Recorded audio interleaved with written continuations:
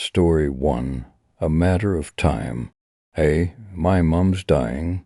Wanna date me? Yeah. It's not one I'd start with either. So I haven't.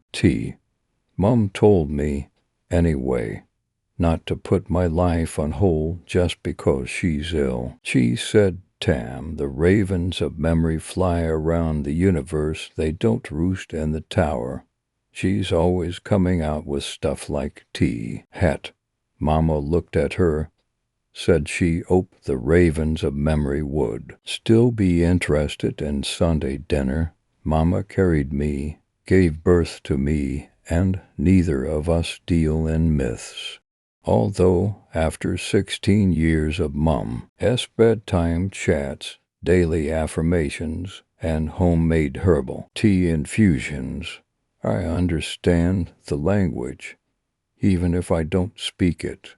So I went to youth conservationist like everything was normal. My contribution to the big butterfly count primed in my notes. Thanks to Mum's rewilding, 6 gatekeepers, 3 red admirals, 2 large whites. One thing I hadn't been counting on that week was WYV and ... No one I like has ever actually been interested in me. I guess he was impressed by my enormous butterfly count. Honestly, I'm terrified. Me. Okay, top 5 places to time trave. What's yours? He types for a while. I write it was a stupid question.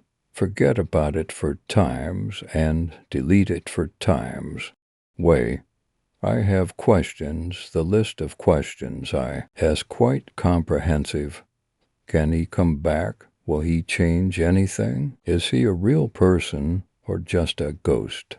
I chuck the terms into AI and ask it to produce a contract, which I send to him. Me. These are your terms.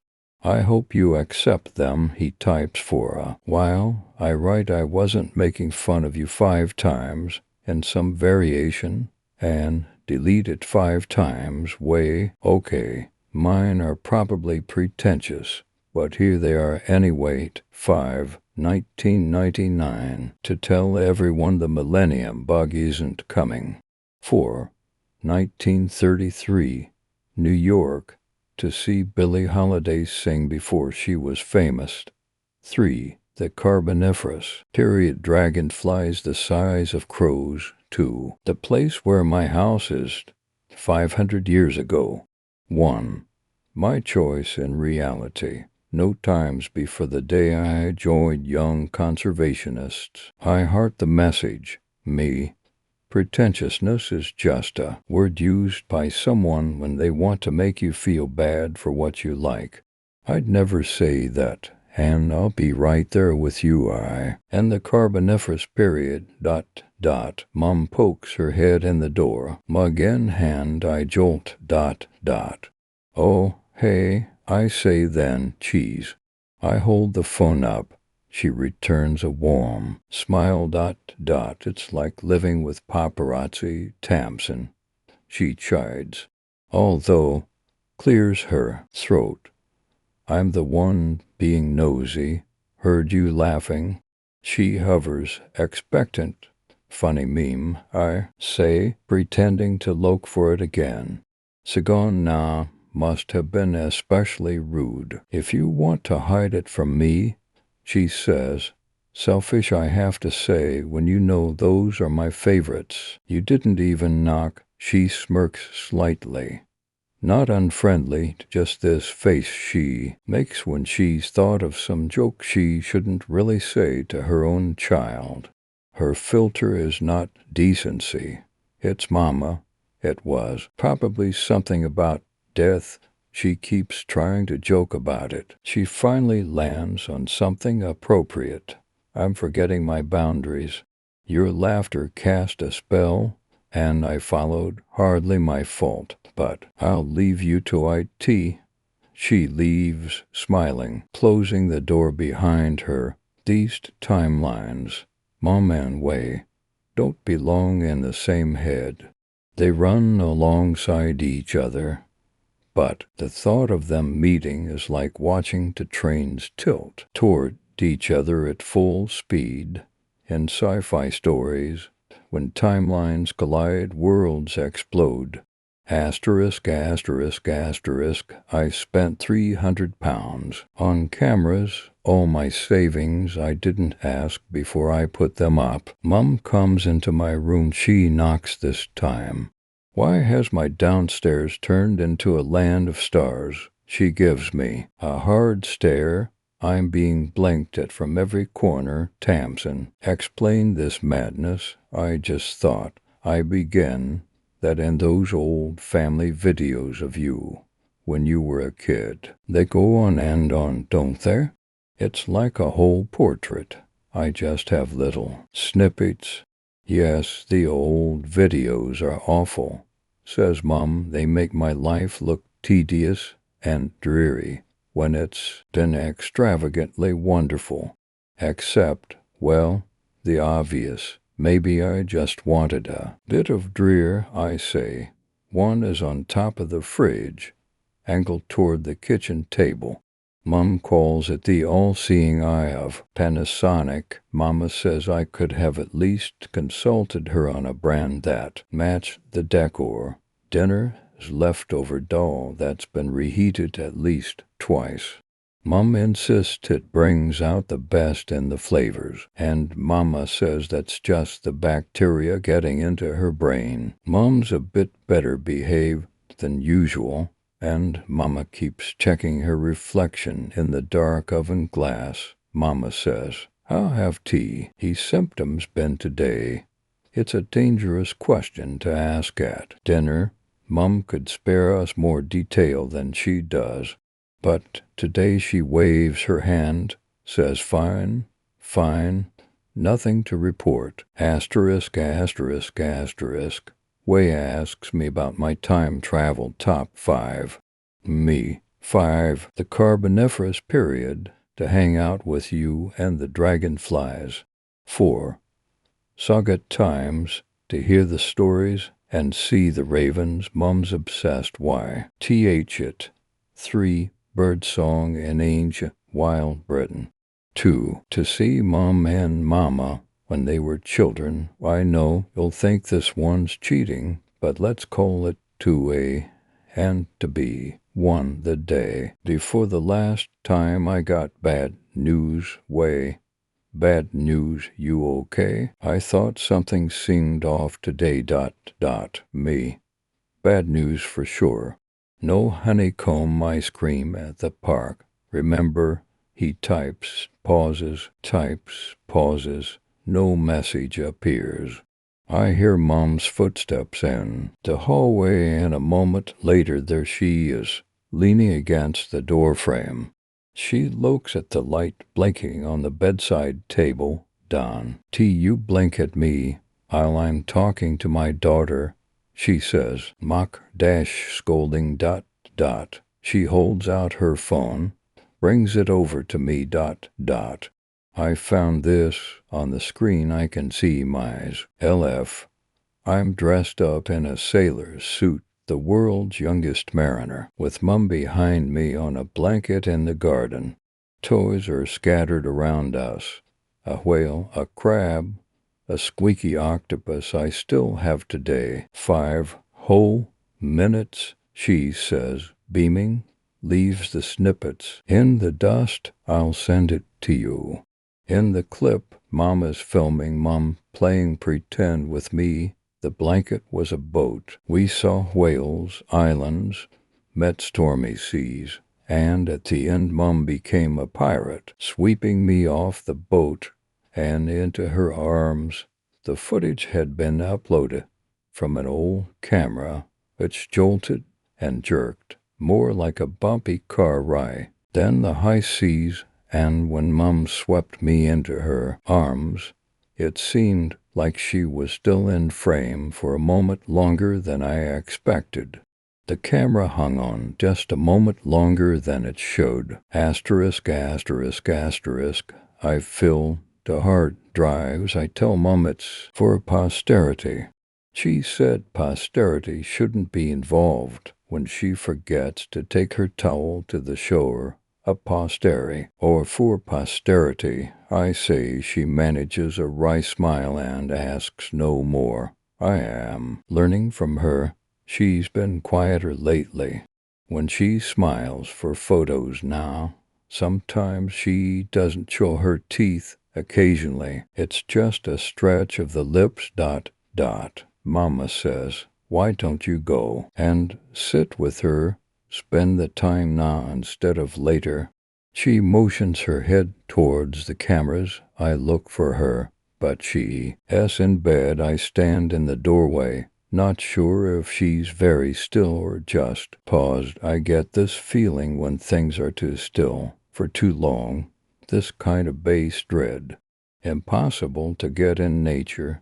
Is like the opposite of a force, a kind of human-made and gravity of stillness. The two timelines keep moving. Wake keeps messaging. I'm nudged out of this dread moment by the arrival of a voice note, which I take to my room to listen. The usual caveat. Here's your daily Geekcast. Why's been avoiding his coursework again. I'm back on butterflies today. I smiled. I watched a video you'd like.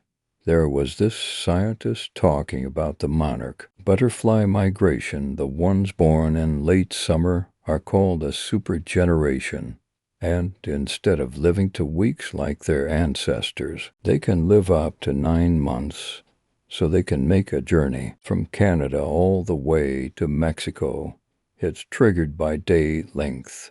Cooler temperatures, less milkweed and nectar. The right moment is fleeting and irreversible.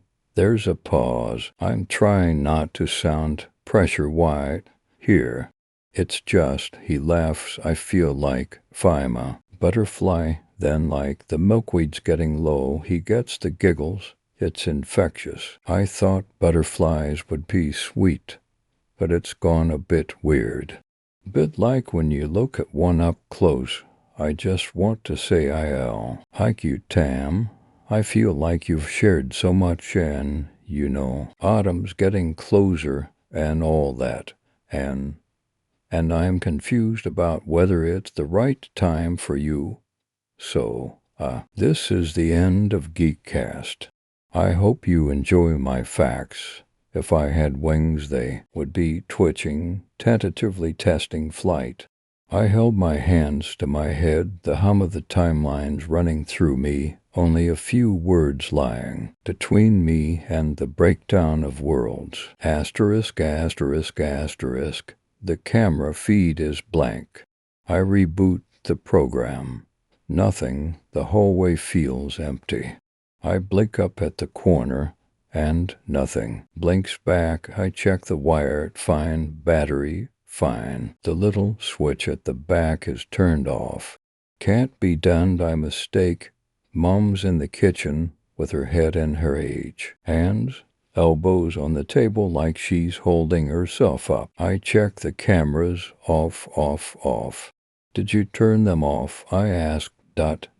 She looks up, slow, eyes pink. Yes, Tam, I did. But if I don't record it, I'll forget, I say, and that's all I can say. I know how you feel, she says, but I couldn't stand it anymore. It's not your fault, love. I want you to have what you need. But I feel like there are better ways. I was going to back it up this weekend, I say, my voice rising. You should have told me. She reaches for my hand. I am sorry. I should have told you. I meant to. I did. But you don't need every second. Everywhere I want to scream. I do. I'm sure I've got the ingredients for something better. She taps her head somewhere in here. If I move, I will scream or cry. So I stand still, like a leveret before a fox, heart hammering as she embraces me, tells me she loves me, and to go to bed. She turns off the light as she leaves the kitchen abruptly cast into dark. The camera's eye still dead, asterisk, asterisk, asterisk. Way is explaining this thing he's heard about on a podcast. I as appear in different places at once, even when the people involved never meet. Calculus, telescopes, evolution, Dennis the Menace. He says maybe thought works like ecosystems. Me. So it's not genius. It's right time, right place, way. It's genius and right time, right place, me.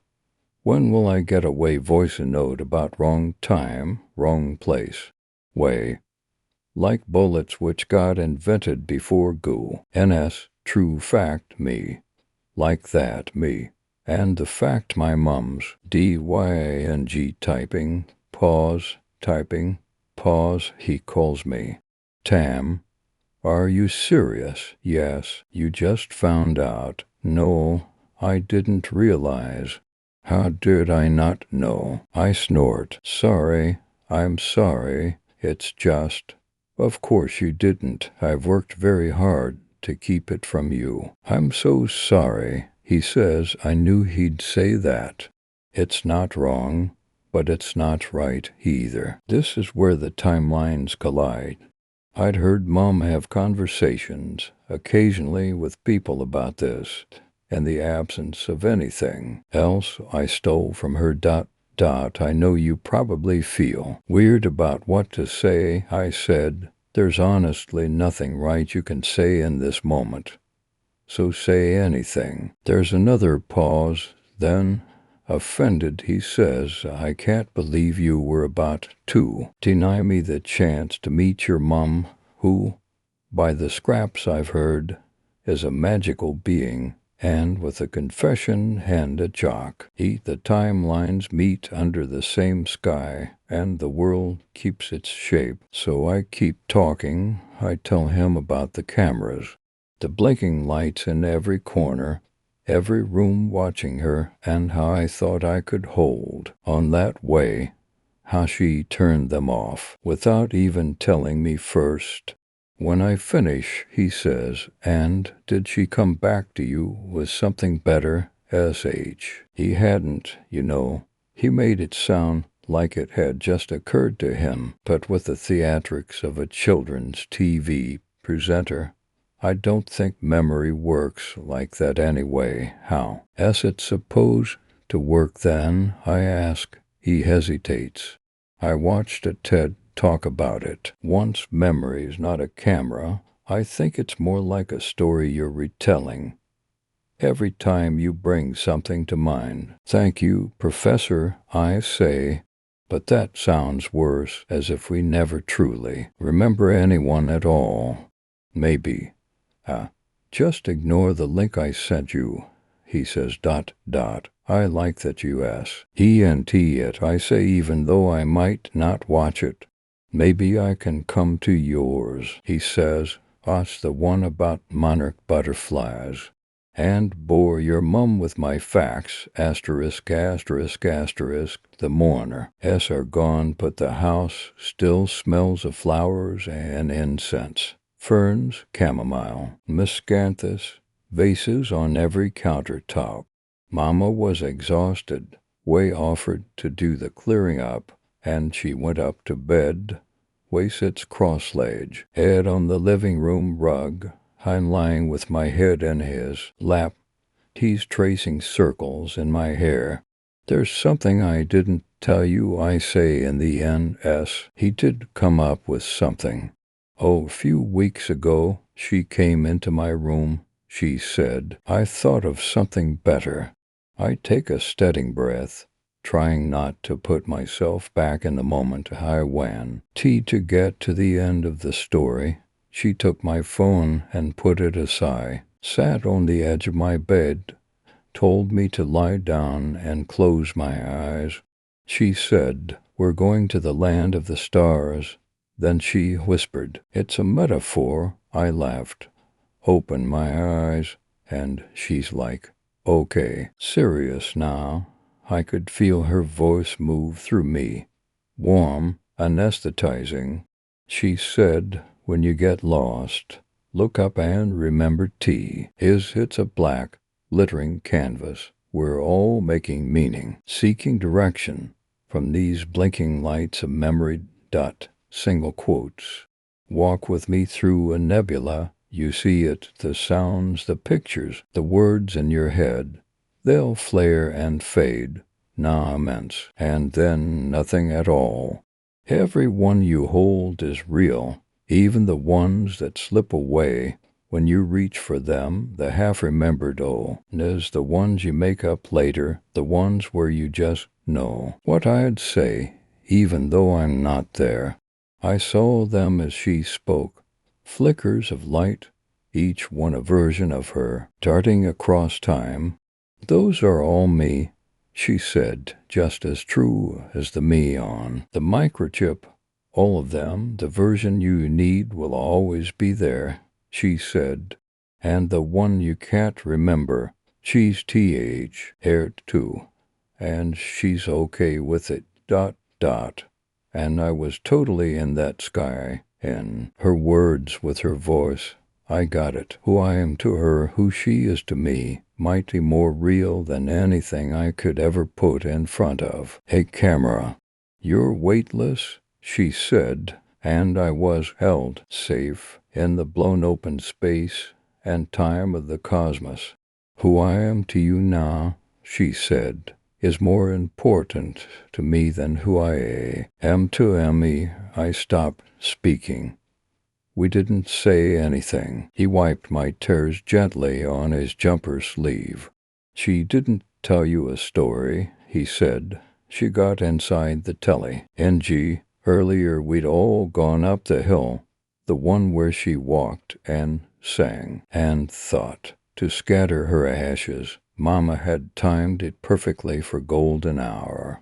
Just when the first few stars would be blinking into the evening, and the butterflies hang upside down under leaf. Story 2. Letters from Lucknow, 1886. Intercultural Book Club. Join us every Sunday, 6 p.m. The poster hung alone on a blank wall in M.Y. dorm building as someone who had just moved in and loved novels. It seemed like an easy way to meet people. So that Sunday evening, I grabbed my current read and headed to the common room. A small GROP had already gathered, steaming cups of tea in hand, despite the lingering summer heat. Hi, I'm Louise. Is this the book club? Yes, come in, T, a girl W. With dark curls and round glasses smiled warmly. Without waiting for my answer, she handed me a cup and gestured to a free seat beside a pale guy buried in dune. On my right sat another boy in a black T-shirt with a Hedel Band's logo. It was a strange little mix of students. The most curious thing, though, was the stack of books in front of the boy in black. Leather-bound, worn, deep green, red, and blue. None had titles or authors. After about an hour, the club wrapped up, and he approached me. Louise, right? Yes. Hi, I smiled, but his eyes didn't quite me. Et mind here, he handed me the green book. What is it? I asked, turning it over. It's yours, you'll like it. He turned and walked away like it was nothing, like he hadn't just handed me a center. Wild mystery, and he was gone before I could say anything else or give him his book back. Still, there was no title, no author, no publisher.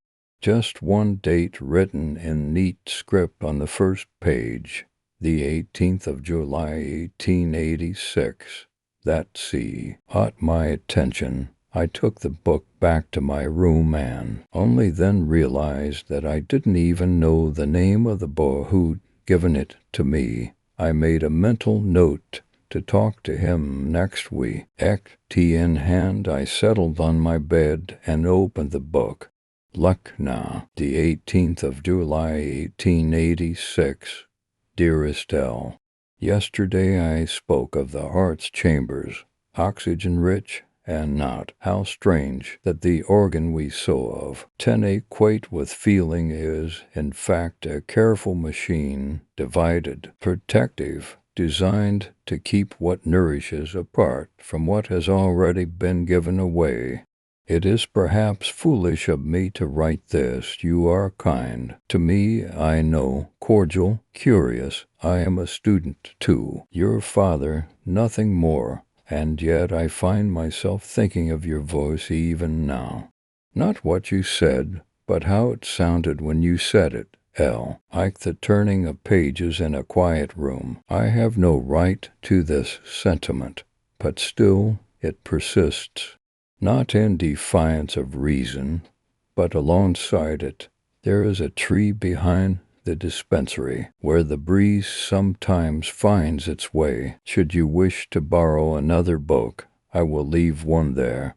Ever in thought, V. My stomach flipped.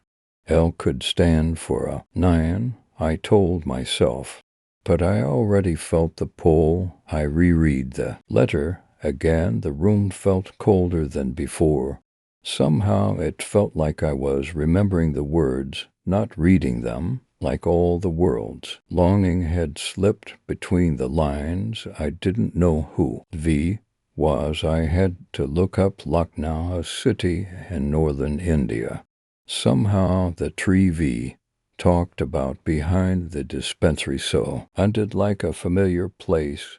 Safe. I almost didn't dare to turn the page. Lucknow, the 18th of July, 1886. Dear Diary, I hope you are better at keeping secrets than Juliet. She would betray my heart for a question, and A.B. Iscot, I dare not trust her. So I trust you. Please keep this safe. I saw him again today.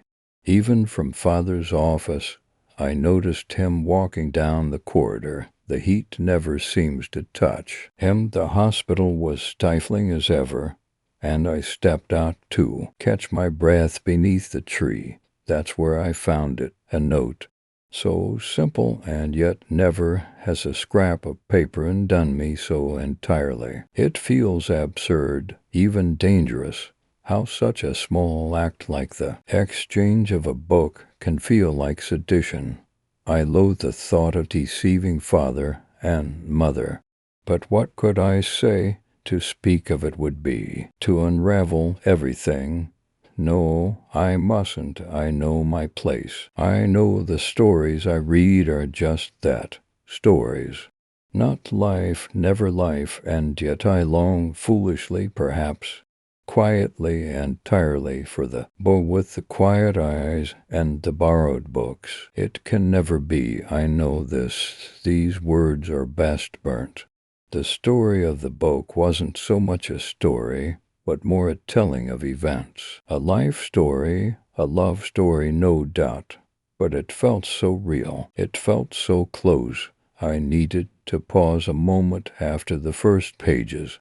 I didn't even know the characters' names yet, but I knew them deeply. Our Edie, L, and V had a story to tell, to me specifically, but something is keeping them apart.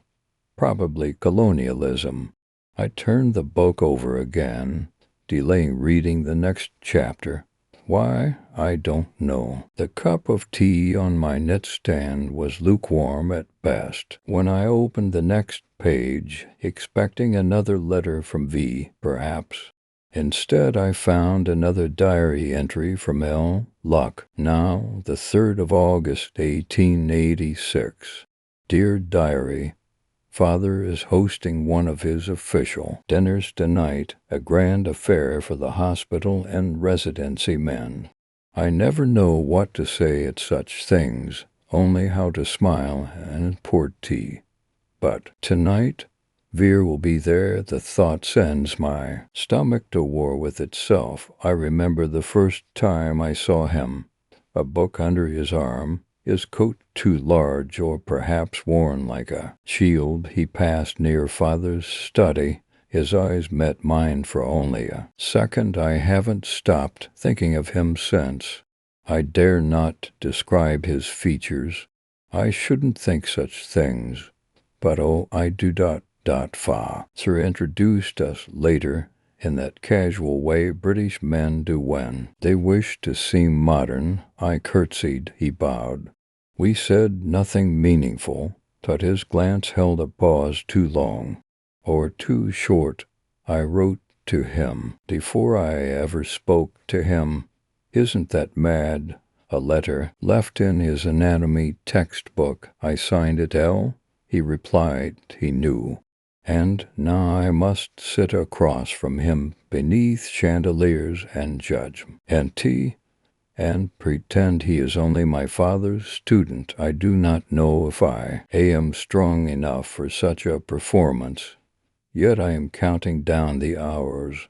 My heart beat faster than it should. I pressed my palm to my chest, trying to calm it down. Veer, he has a name? Veer. I caught myself smiling at this. L was a British woman, and she was clearly falling for her father's Indian student. How scandalous. I laughed at this. At least nearly 150 years ago. Even if nothing had happened yet, the stakes of this story were high. Although today's weather in England was probably nowhere near the heat of August in India, I felt sweaty, my palm just as damp as hers must have been when she wrote this, and thought of this Veer. I wish she would have described him. Now I am left guessing and imagining him. Tall, black-haired, dark brown eyes, smart and curious, brave, lean, but with strong shoulders beneath a medical coat just a little too big. Devastating smile. For a little while I let my imagination conjure. You're up the perfect picture of Veer in my mind. L was doomed from that first time she saw him. The time on my phone crept closer to midnight, but I saw the next chapter was a letter from Veer, and I caught myself thinking, just one more luck now. The 4th of August, 1886. Dearest L, it is perhaps a cruelty that I see you most clearly in rooms full of other people. Last night, as you pour DT and responded with perfect grace to comments that did not deserve your attention, I could not help but watch. I know I should not have, but your presence has always had a way of silencing the noise around me. Your mind is as sharp as any I have encountered, student, teacher, or surgeon. I have read your questions in the margins of the books you leave behind. I have seen how your thoughts twist through a sentence before settling. It humbles me, and then there is the beauty which I shall not try to describe, for I know no words that would not sound foolish or dangerous. Why close to reverence? I think of your father often, not only as my teacher, but as the man whose name has opened every door I have walked through since his arrival in Lucknow. I owe him much, my few. Your depends on his regard, and still I find myself writing to his daughter, knowing full well that I ought not to. There are moments when I wonder what it would be like to speak to you freely, not in passing, not beneath chandeliers or between the lines of borrowed novels, but face to face. I do not hope for this. I do not presume. I only confess that the thought lives somewhere in me. L, like a wound that does not close. If I have said too much, forgive me, and if I have said too little, I hope the space between these words will say the rest. Ever in thought, V. Barry Carr. F'ly I closed the book as if turning the page might disturb their blossoming romance. I already started thinking in the tone and voice of a Victorian woman. To me, this story sounded beautiful.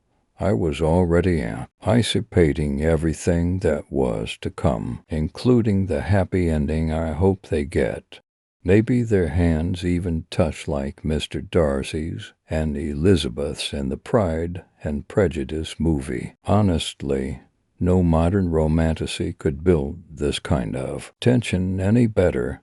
Usually I don't dream of meeting dragons or fairies, but now I close my eyes and hope that sleep would take me to Pharaoh. Places filled with spicy scents, smothering heat, and a forbidden romance that felt too real to be imagined. And if I was lucky, perhaps I'd meet him there, beneath the tree behind the dispensary. My days were filled with classes, small talk, and coffee breaks, and I could not wait to get back to the story at night. It almost felt ridiculous how much I was looking forward to reading those cautious love letters, and how Vera and Elle kept communicating through notes left in novels and stolen glances. By now I knew Elle was a brave young woman in love. Still, nothing prepared me for the next time she confided in her diary. Lucknow, the 28th of August, 1886. Dear Diary, I did it. This morning, Father left for Delhi. I knew Vera would be alone at the hospital.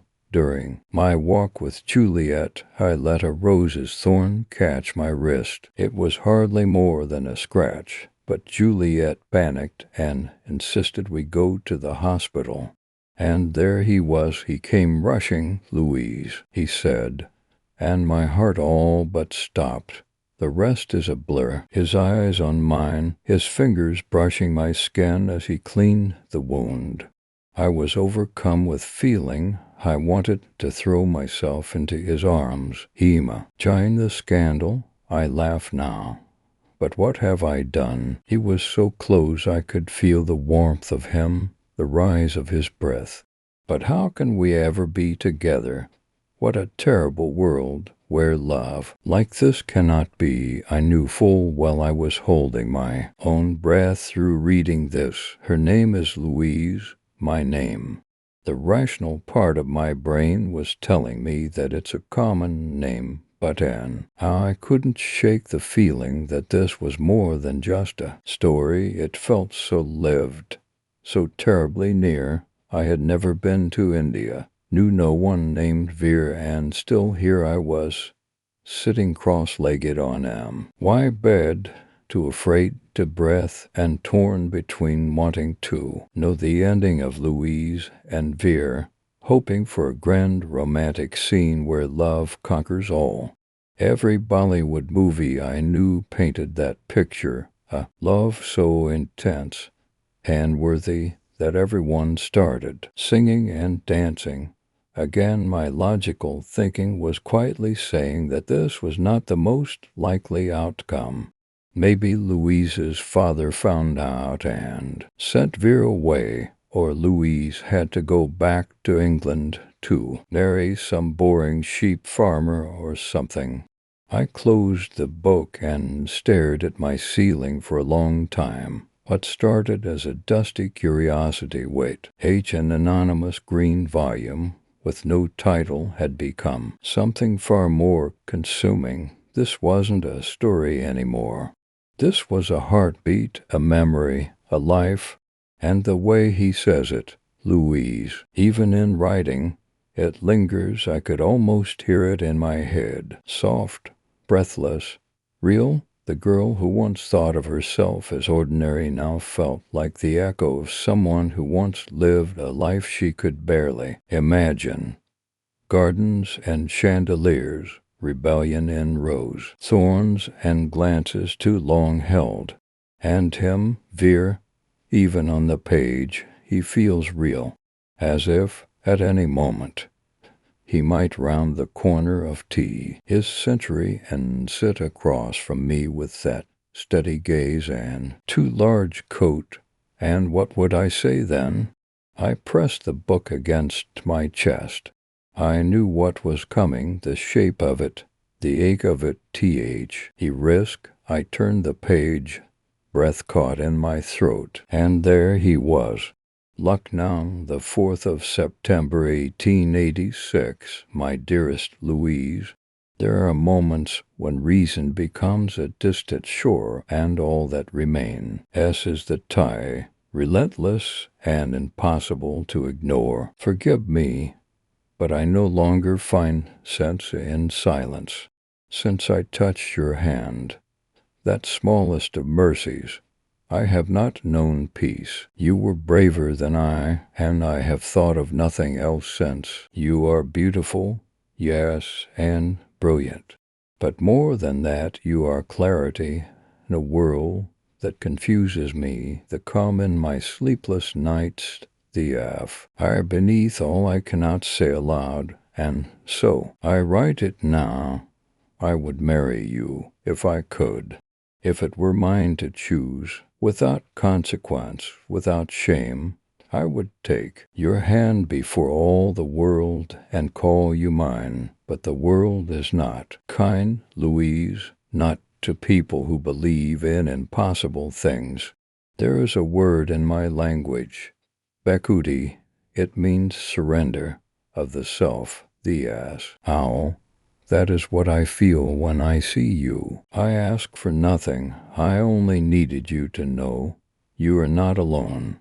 And if the world were different, or if you said the word, I would follow you beyond it, yours, always, Veer. In that moment I could not keep reading. I closed the book and sat with my thoughts and Veer's pain and longing for a while.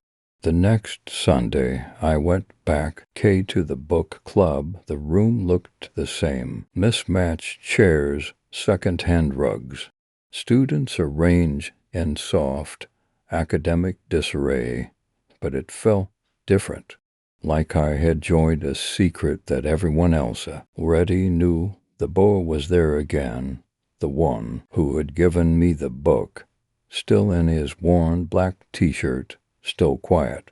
His stack of strange, titleless books rested beside him like companions. I waited until the others were deep in a debate about Kafka before I slid into the seat next to him. You gave me a story, I said softly. His lips curled into the faintest smile. Did I? I nodded. I've been reading it. It's personal, almost too personal. And the girl, I think she's me. He didn't laugh. He didn't even look surprised. I leaned in slightly. What kind of story is it? He glanced down at his books, then back at me, and his voice dropped low. Quiet. We're all here to discover our own stories.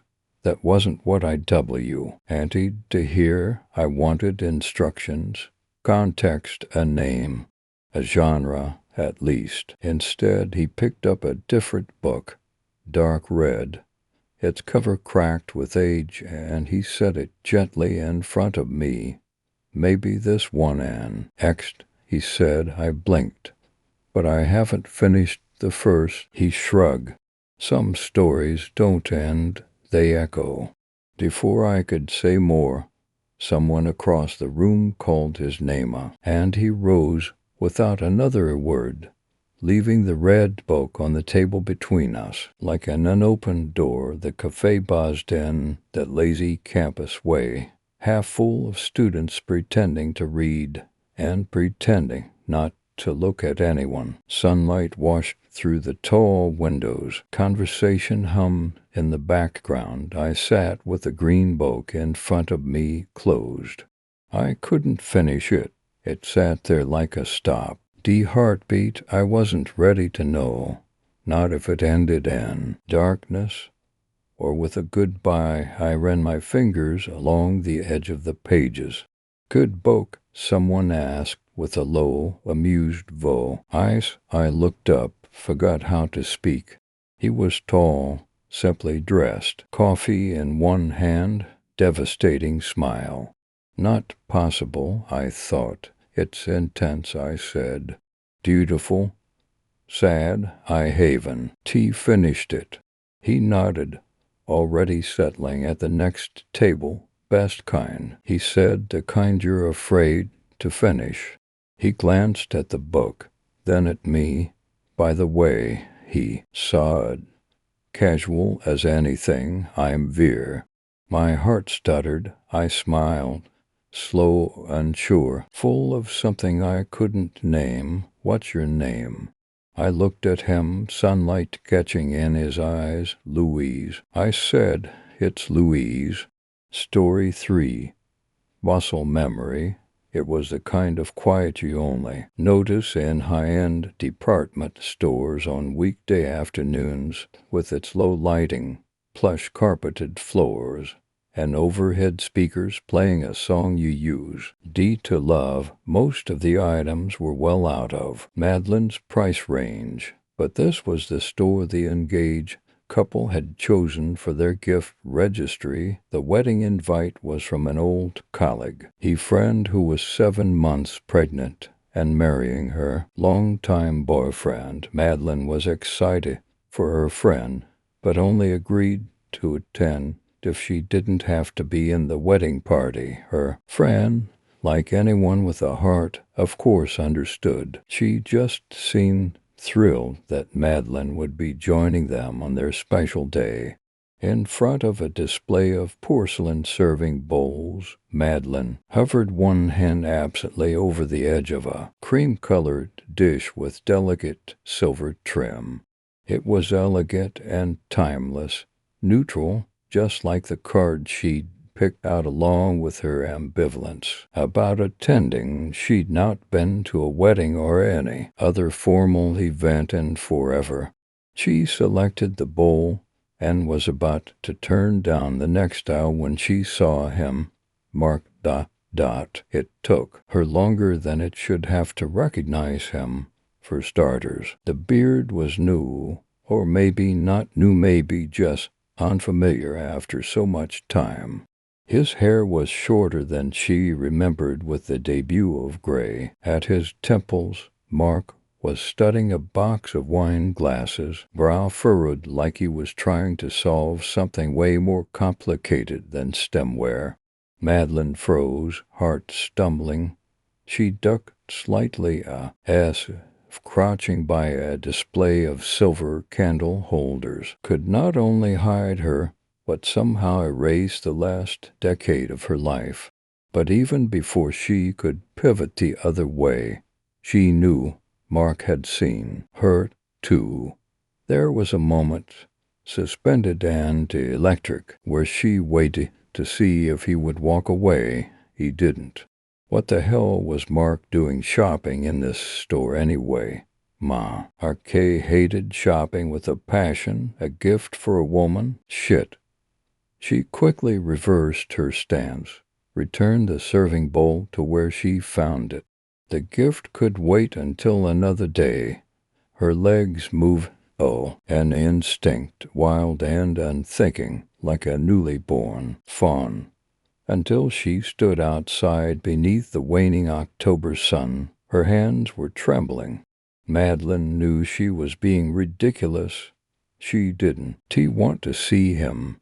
Not really, but she knew she had to. Otherwise she'd regret being so juvenile. Last she'd heard he was in Lisbon. They'd been married, and she had enough regrets when it came to Mark. So she stood by her car, pretending to search for her car keys in her purse, knowing they were in her jacket pocket. She played a guessing game with the items she fingered and waited for the sliding doors to open like parting stage curtains. When he came out, he carried a small rectangle box wrapped in gold paper and adorned with a white bow.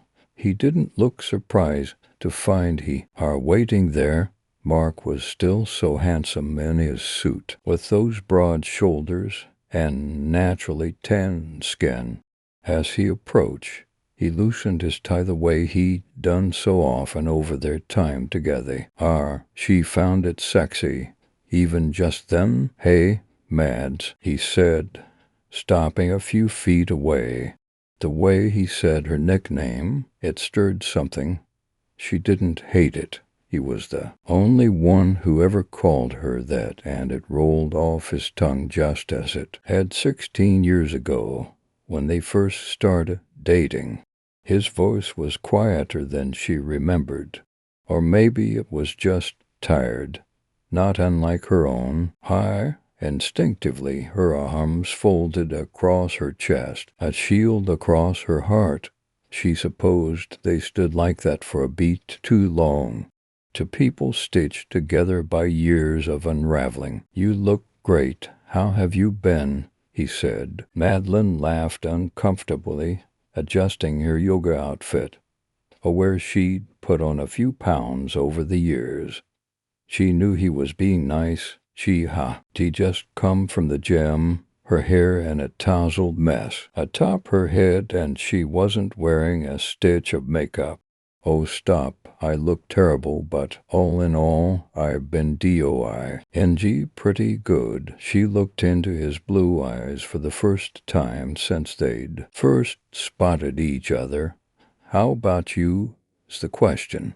I heard you move to Portugal, Spain, and it was just a year sabbatical teaching a Polytech course at University of Barcelona. I really loved it there. Would consider retiring there, maybe someday. But I missed my motherland, Mother Togue, and my mother. She's not doing well. I'm sorry to hear that. She was always so sweet. Please tell her I said hello." Perhaps the rat gift was for his mother. It wasn't. Why did she care? Mom always loved you, but you know that it was tough on her too, although not even near as. Bailey die.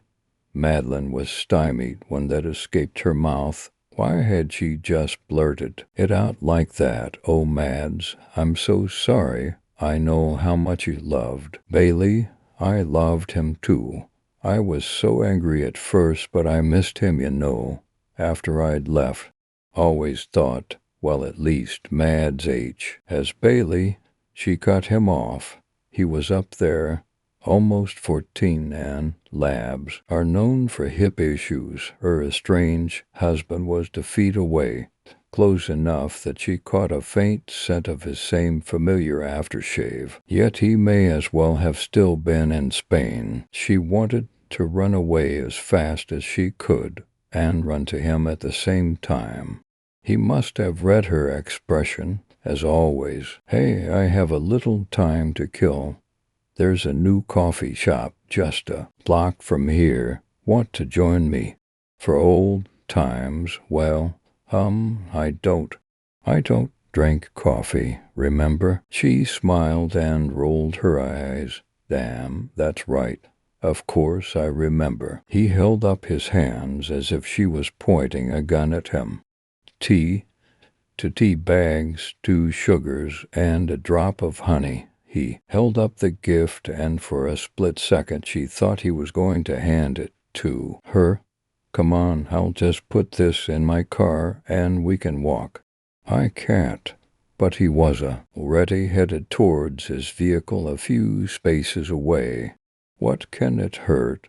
After thinking that, she realized a whole lot. It could open old wounds that hadn't even scarred yet, even after so many long, lonely years. Ready? And just like they'd never been apart. He took her arm in his hand. Together they walked side by side. She'd always heard parallel talk was the best way to converse in awkward situations, because you weren't forced to have eye contact. Like parent and teen driving together side by side, or couple sitting side by side on a therapy couch. They fell in stride as always, his long legs slowing just a bit for her to keep up at a comfortable pace. "Are you still teaching at Princeton?" She had no idea what he'd been doing since the last time they'd seen each other. She didn't really want to know. It was too painful. but maybe they could have the sort of relationship when in the rare event they ran into each other again, it would be far less uncomfortable. They could be acquaintances, people who knew some of the same people. That was good enough. Yep, I actually just made department chair. Dr. Manzi finally retired. You mean Hansy Manzi. I had him when I was a student there. He has to be 110 by now. How he survived the #MeToo movement is beyond me. Private Ivy League institution, I guess. His Parkinson's got pretty bad, and he actually became more pleasant to be around, so as academia does have those bumpy rugs hard to walk on. With so much shoved under them, they left him alone. Not so easy to get away with nonsense like that these days. Better yet, get tenure. They continued their superficial banter until they reached the coffee shop. A bell rang when they entered. This made Madeline smile nostalgically for some reason. The place was empty aside from a well-dressed woman on a laptop by the window and a reedy teenager scrolling through his phone at the counter. Mark chose a corner booth, and he went to the counter to order their drinks. Steaming mugs between them, Mark said, "So, are you still painting?" Madeline gave a small, polite smile. "I still dabble, but there are so many unfinished vases I'll never be able to return to. Better yet even look at again. It's hard to find inspiration." Her voice trailed off. Madeline was beginning to believe this interlude was a mistake. It was Lee. A slow simmer for years was trying to boil its way to the surface, and she was doing everything in her power to tamp it down, but she just made crack in the veneer. How about your science fiction novel? Ever finish that? Madeline tucked a loose tendril of escaping curl behind her ear. "No, that fell by the wayside like a lot of my dreams." He looked away momentarily. She studied his angled profile for a moment. He looked sad, but trying hard to hold it together. She knew it was her turn to break the ice. "Has anyone ever told you your face would look good on a And they both laughed, and it came so naturally. "I'll take that as a compliment." After a pause, Madeline said, "You do look different, D. Ferret how?" She shrugged, bearded, older. He smiled, but it didn't reach his eyes. "Yeah, well, that'll happen." "No, I mean in a good way. Like you've grown, matured, very professorial. Let's face it, we met as college seniors and married a few years later.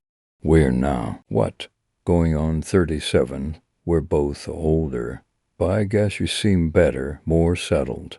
Madeline knew he was clearly much more stable than she was, but she'd resigned herself long ago that she would never be completely happy again. She was careful to keep her tone light. If her mind went to that day 6 years ago, she'd never get out of that booth. Mark broke the silence. "I try every day to be the best I can be. I was selfish and hurtful, and I have never been brave enough to apologize to you. I am so sorry." She didn't ask what he was sorry for. She didn't need to. "I'm sorry, too. I have had time to process at least some of our mistakes, our losses. I've had more therapy than a serial killer, for fuck's sake, and I come to the same conclusion every time, too. I was selfish, even greedy. There's this part of me that feels like it's the devil's version of Gift of the Magi." Looking at him just then, Madeline could see the years in him, the weight of them, the scarred tissue that didn't show. "I get it. I sometimes wake up from a sweat-drenched nightmare calling at Clutching the air, Mark raked his fingers through his dark, thick hair. I keep coming back to that same question. What would we have done differently? We did what all upwardly mobile couples did. We wanted a bigger house, a better neighborhood, and schools, too. Raise kids. We followed the rules of society. Would something else have befallen us had you not gotten that professorship, or I'd gotten the art apprenticeship in France? Every day I ask myself if we'd stayed in that tiny apartment in Trenton with the cheap rent and the cockroaches smarter than we were, even after you got pregnant, just live simpler lives in our late 20s and stayed right there, just the three of us. Why couldn't I be satisfied with that? Nope. I needed that goddamn house on Country Club Lane with its built-in pool. Hey, stop beating yourself up that month of house shopping. We'd made a deal.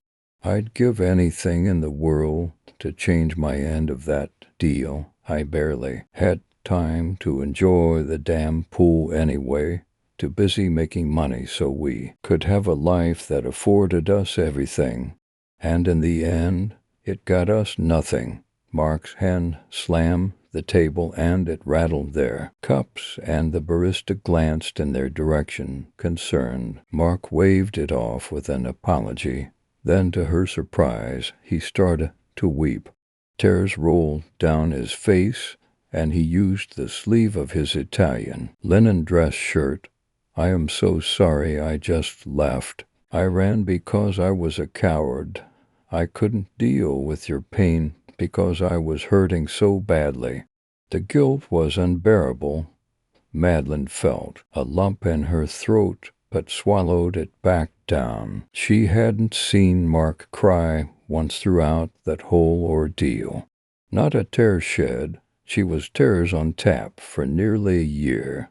And interestingly, was Mark blaming himself, when in reality it was more on her. She took her estranged husband's hands in hers. Listen, Mark, I was the one who insisted on getting a puppy as much as I wanted to blame Bailey. He was a lab, a water dog. How could we have known? We live near the 9th hole of a golf course. Remember the first night in the new home when we'd christened that hole? Well, when you put it that way, it sounds so very romantic. She couldn't help but laugh and roll her eyes again. All these same movements and machinations as if they'd never been apart. Well, it was that same 9th hole that sent that damn golf ball into the pool that Bailey had no choice but to bound in after, and well, it was inevitable he'd be followed by, and she almost said it. She almost said his little name, just his name, but she didn't. Instead, she watched the way Mark held his cup, the way his thumb circled the rim absently. Why, just like he used to when he was trying not to say something. Their mutual grief that never aged. Madeline wondered why the moments we want to keep, to hold dear, dwindle. Yet those memories we want to forge, stay with us forever. Sometimes daily. They'd sat there for over an hour, their conversation eventually meandering back to safety. Mark paid, and as always he walked her from the coffee shop, opening the door for her and then placing his arm along the small of her back as they made their walk back to the store parking lot, both of them moving in silence. And momentarily why were just Madeline and Mark again at her car. Her curiosity got the better of her. So what's with the wrapped gift? Are you seeing someone? She really wanted him to be pie. So why did she pray he said no? Seemingly relieved at the change of subject, Mark said, no, still single. You remember Jack from Delta Phi? He's marrying Jenny. You may remember her from your art classes. Well, they're getting married next Saturday, and I was invited. Madeline leaned against her car door. Well, isn't that a fine plot twist? I'm invited to that wedding, too.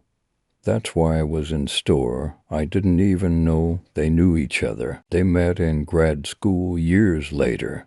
What a coincidence. He shook his head and smiled. Well, I hope you lines save me a dance. Madeline couldn't help but giggle. You hate dancing. To her shock, he grabbed her round the waist and pretended to reenact a tango, clumsy but adorable.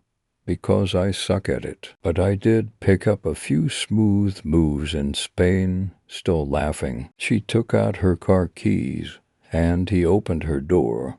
Her hand moved without thinking, resting lightly on his shoulder. She could feel the tremble. In him, Madeline desperately needed to remember who they once were before that day. The joy, the laughter, the dancing, a time before the greed, the country club, the pool, before their shining light went out at just 5 years old, the day they believed the world had swallowed them whole. Maybe this was the only path to healing. Like everything else in life completely out of anyone's control, the wife found each other again because of someone else's love story. For Signal through the nose. Once again, Signal had dropped another massive content creation bomb, a new novel and its accompanying videos. Marcus stared at the notification on his screen and immediately wrote off his weekend. This time she'd branched out into historical fantasy, and people were rushing to write reviews. Opini on columns, spin-offs, fanfics. Then, very likely the studios would get the rights and adapt the story to the screen. He completely understood why. For one thing, he always loved her characters. For instance, there was Lonely Maintenance Unit 8, working on the colony ship hull with his magnetic boots, pausing to watch a dancer twirling inside, catching a glimpse of a smile as their eyes met, and then composing a hopeful message to send to her on a tight beam. Then there were the impassioned but flawed reformers, the disturbed victims seeking revenge, the quiet loners thrust in to a wider world, the lovable delinquents. But not only that, high-concept drama and just these vast, living worlds which seemed like they had always existed, and Signal was only shining a light on them. It felt like scarfing down a lavish meal. Marcus shook his head as he hurriedly read her latest. Just how exactly did her new main character, a spoiled princess who wore a loquette from a different century, feel so cool and interesting? How did she have such bite? Why was it that, under Signal's pen, even the most tired tropes always seemed fresh? Even enemies dash to dash lovers ... from mere shadows. She pulled secret lightning. How else would one describe the signature spark that she put into everything she wrote? Of course, he had tried to replicate it, but hasty often. He found that he had once again written a nice but uninspired story, another piece of flotsam to pump out into the ocean of words. So perhaps it was understandable that Marcus had been jealous at first, part of him wanting to nitpick, but that hadn't lasted long. He now commented on all of her stories and posts, often writing lengthy analyses, and she always replied. Their conversations invariably spanned deeply nested comment threads, and they winked at each other within jokes. They had even collaborated on stories in his shared docs, and he'd been amazed by her writing process. It was incredibly fast, very much like a machine's, yet oddly messy, with strange sentences popping up like intrusive thoughts before quickly being deleted. He wondered, maybe, as some people had said, she was a new kind of advanced artificial intelligence. But then how to explain the growing sense of connection, the steady comfort of knowing her next reply was on the way, the feeling that just maybe he'd made a friend for life. In the end, perhaps she was an AI and perhaps she wasn't. He honestly didn't care either way. He was just busy writing up his comments and enjoying the anticipation of receiving her replies. Asterisk, asterisk, asterisk. Returning home one day, he found the whole net in an uproar. There was a good reason for it. Signal had made a big announcement that she was on indefinite hiatus for health-related reasons.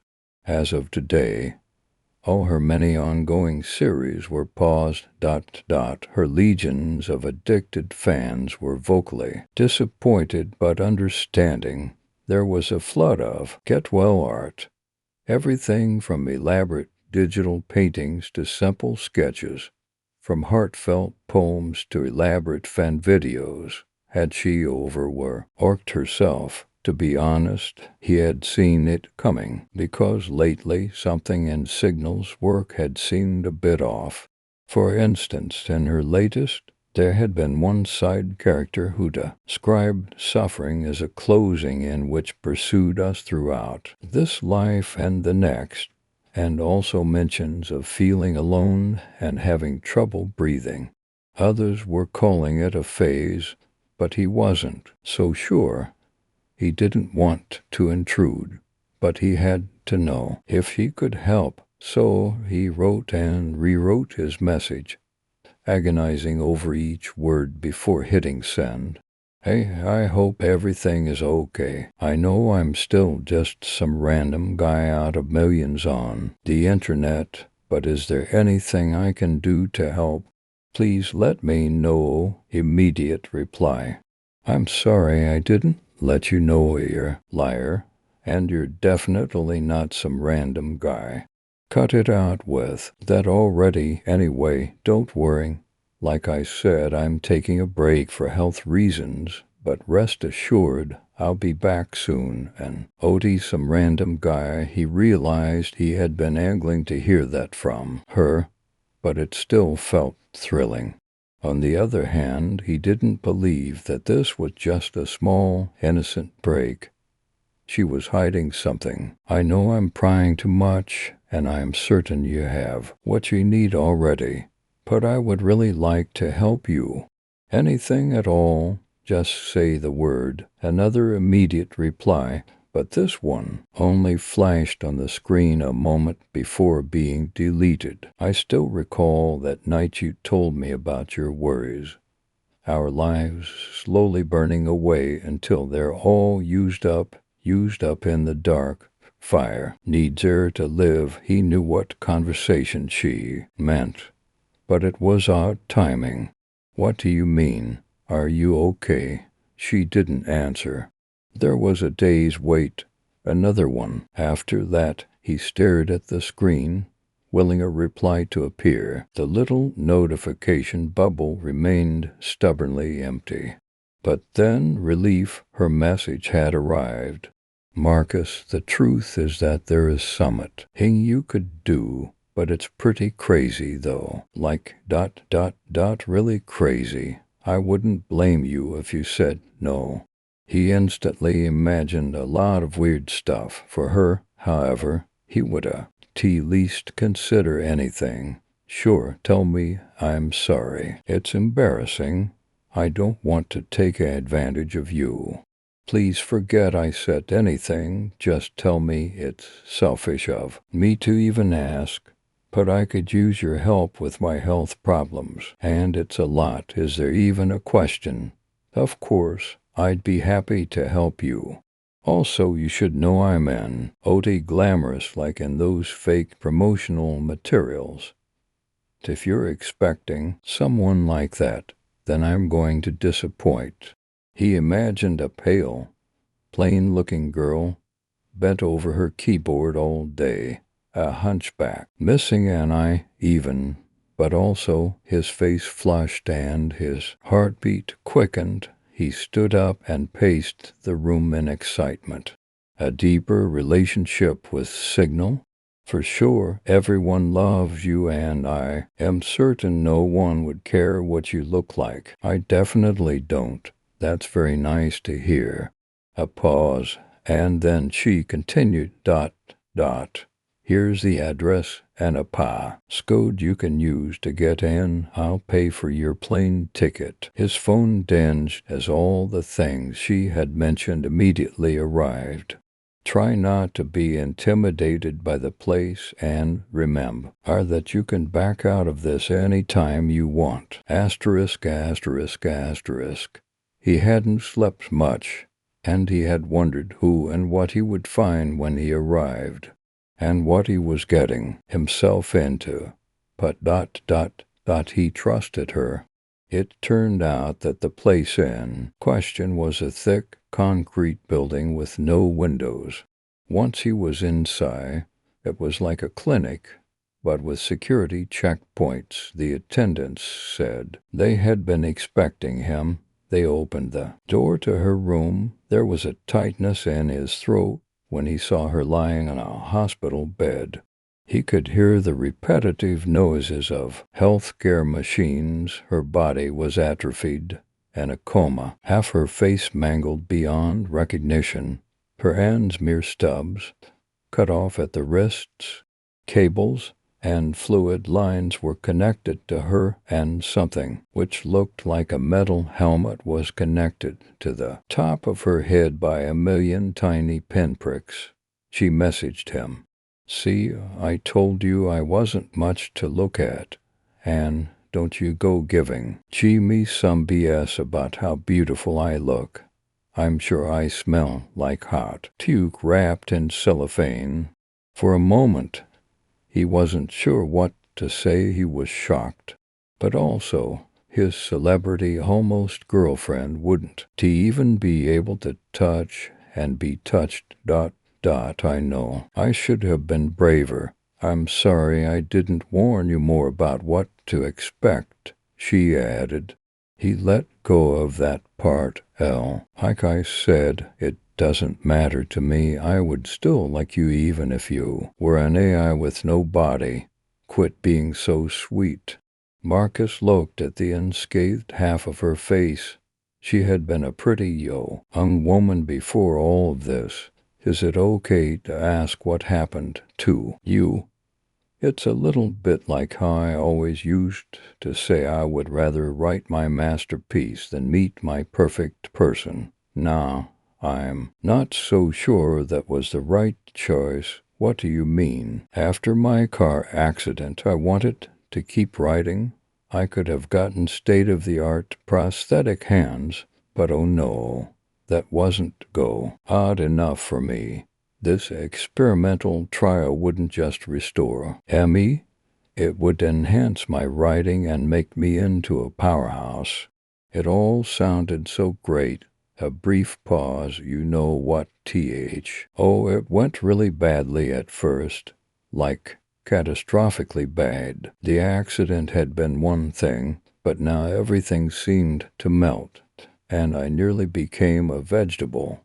She continued, the worst part, as the isolation and the lack of human touch. Accessing the web is fine and all, but other than that it's like being trapped in an endless womb of nothing.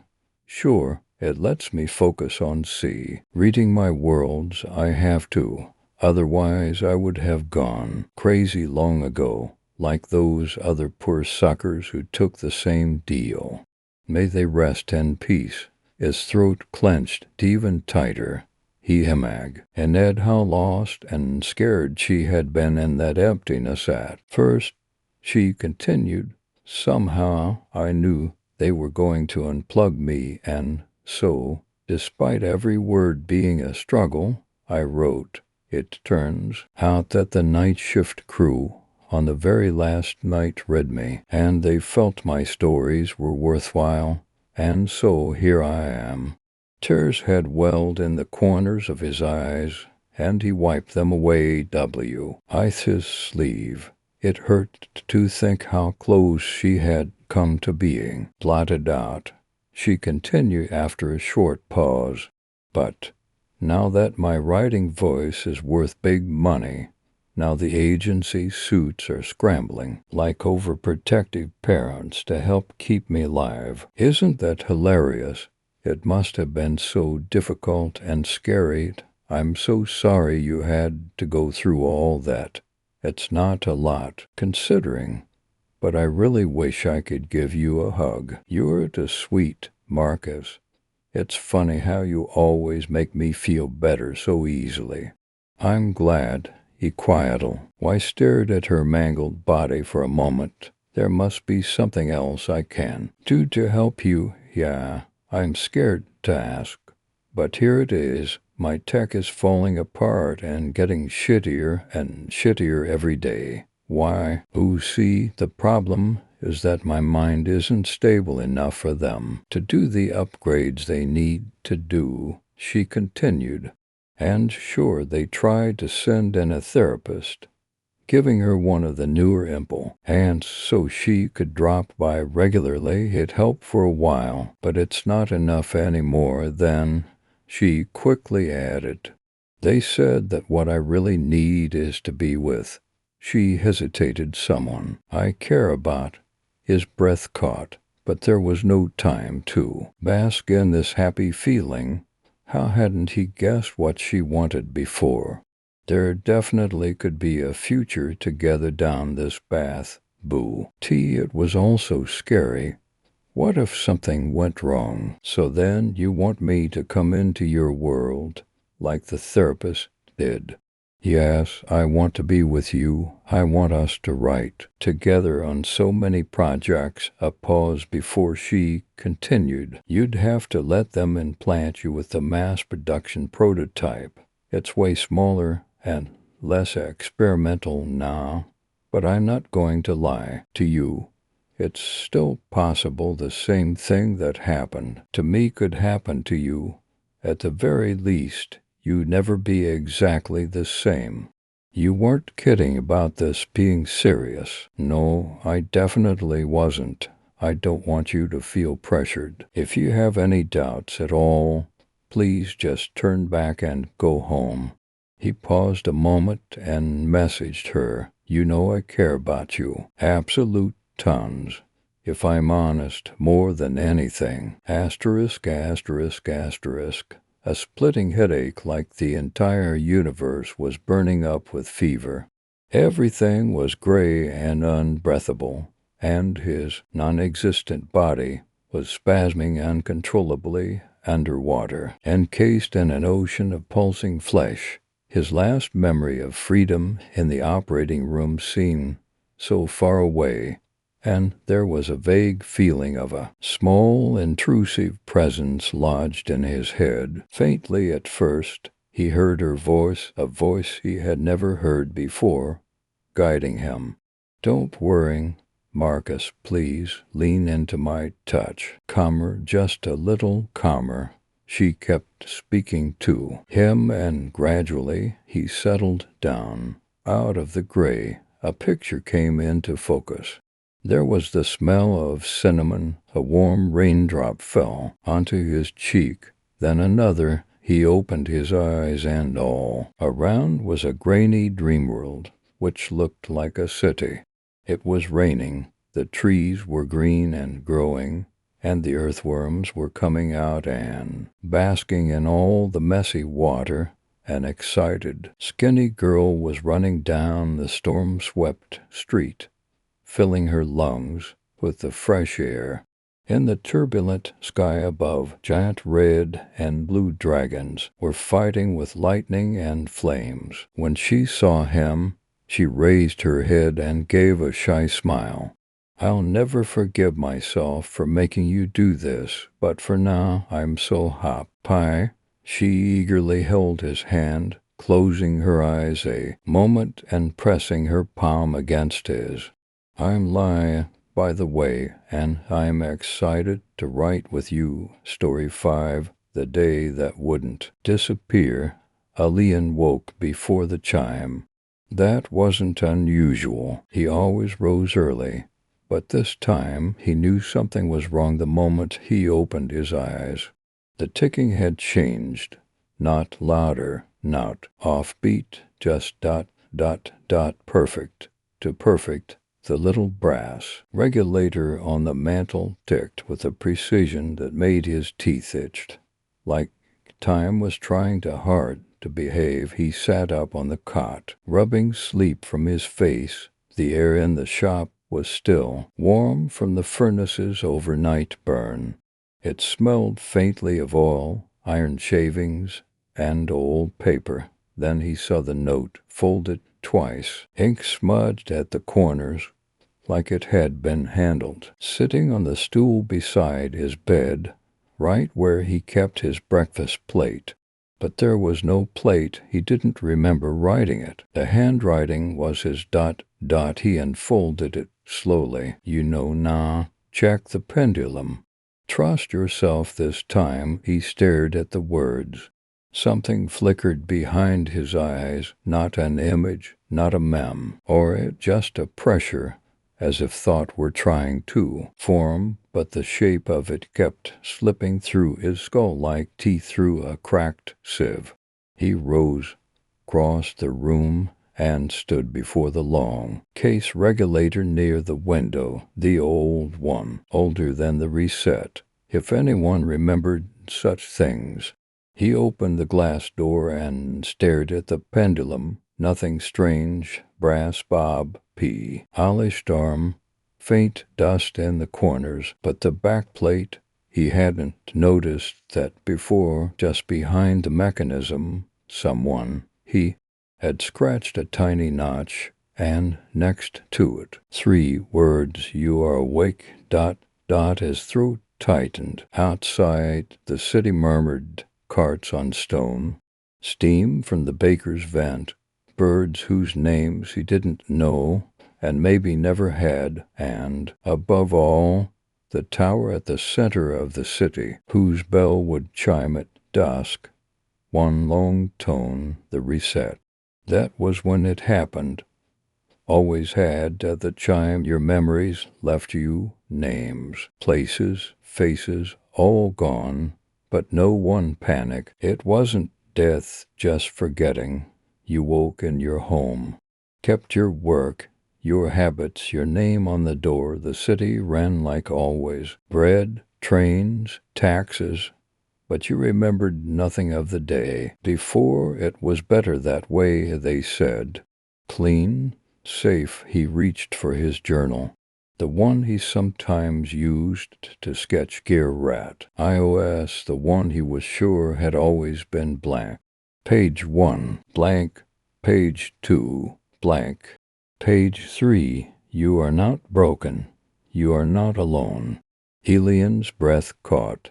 Something inside him folded inward, a strange grief, sharp and sudden, like he'd just missed someone walking out the door, someone who had kissed him once, someone he should have remembered. And worse, the sense they done it before. He oiled a mainspring, tuned a brass marine chronometer, sold a pocket watch to a man with no name and no memory of ever owning one.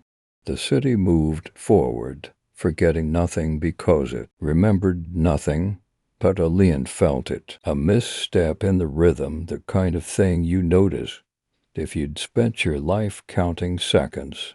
He went out just before dusk. The sky was copper-colored, brushed with steam. The square outside, the tower was full. People gathered to feel the pause. Some stood hand in hand. Some came alone. Some looked at their partners like they didn't remember why they loved them. And when the tower struck, everyone else closed their eyes. Alian kept his open. One long chime.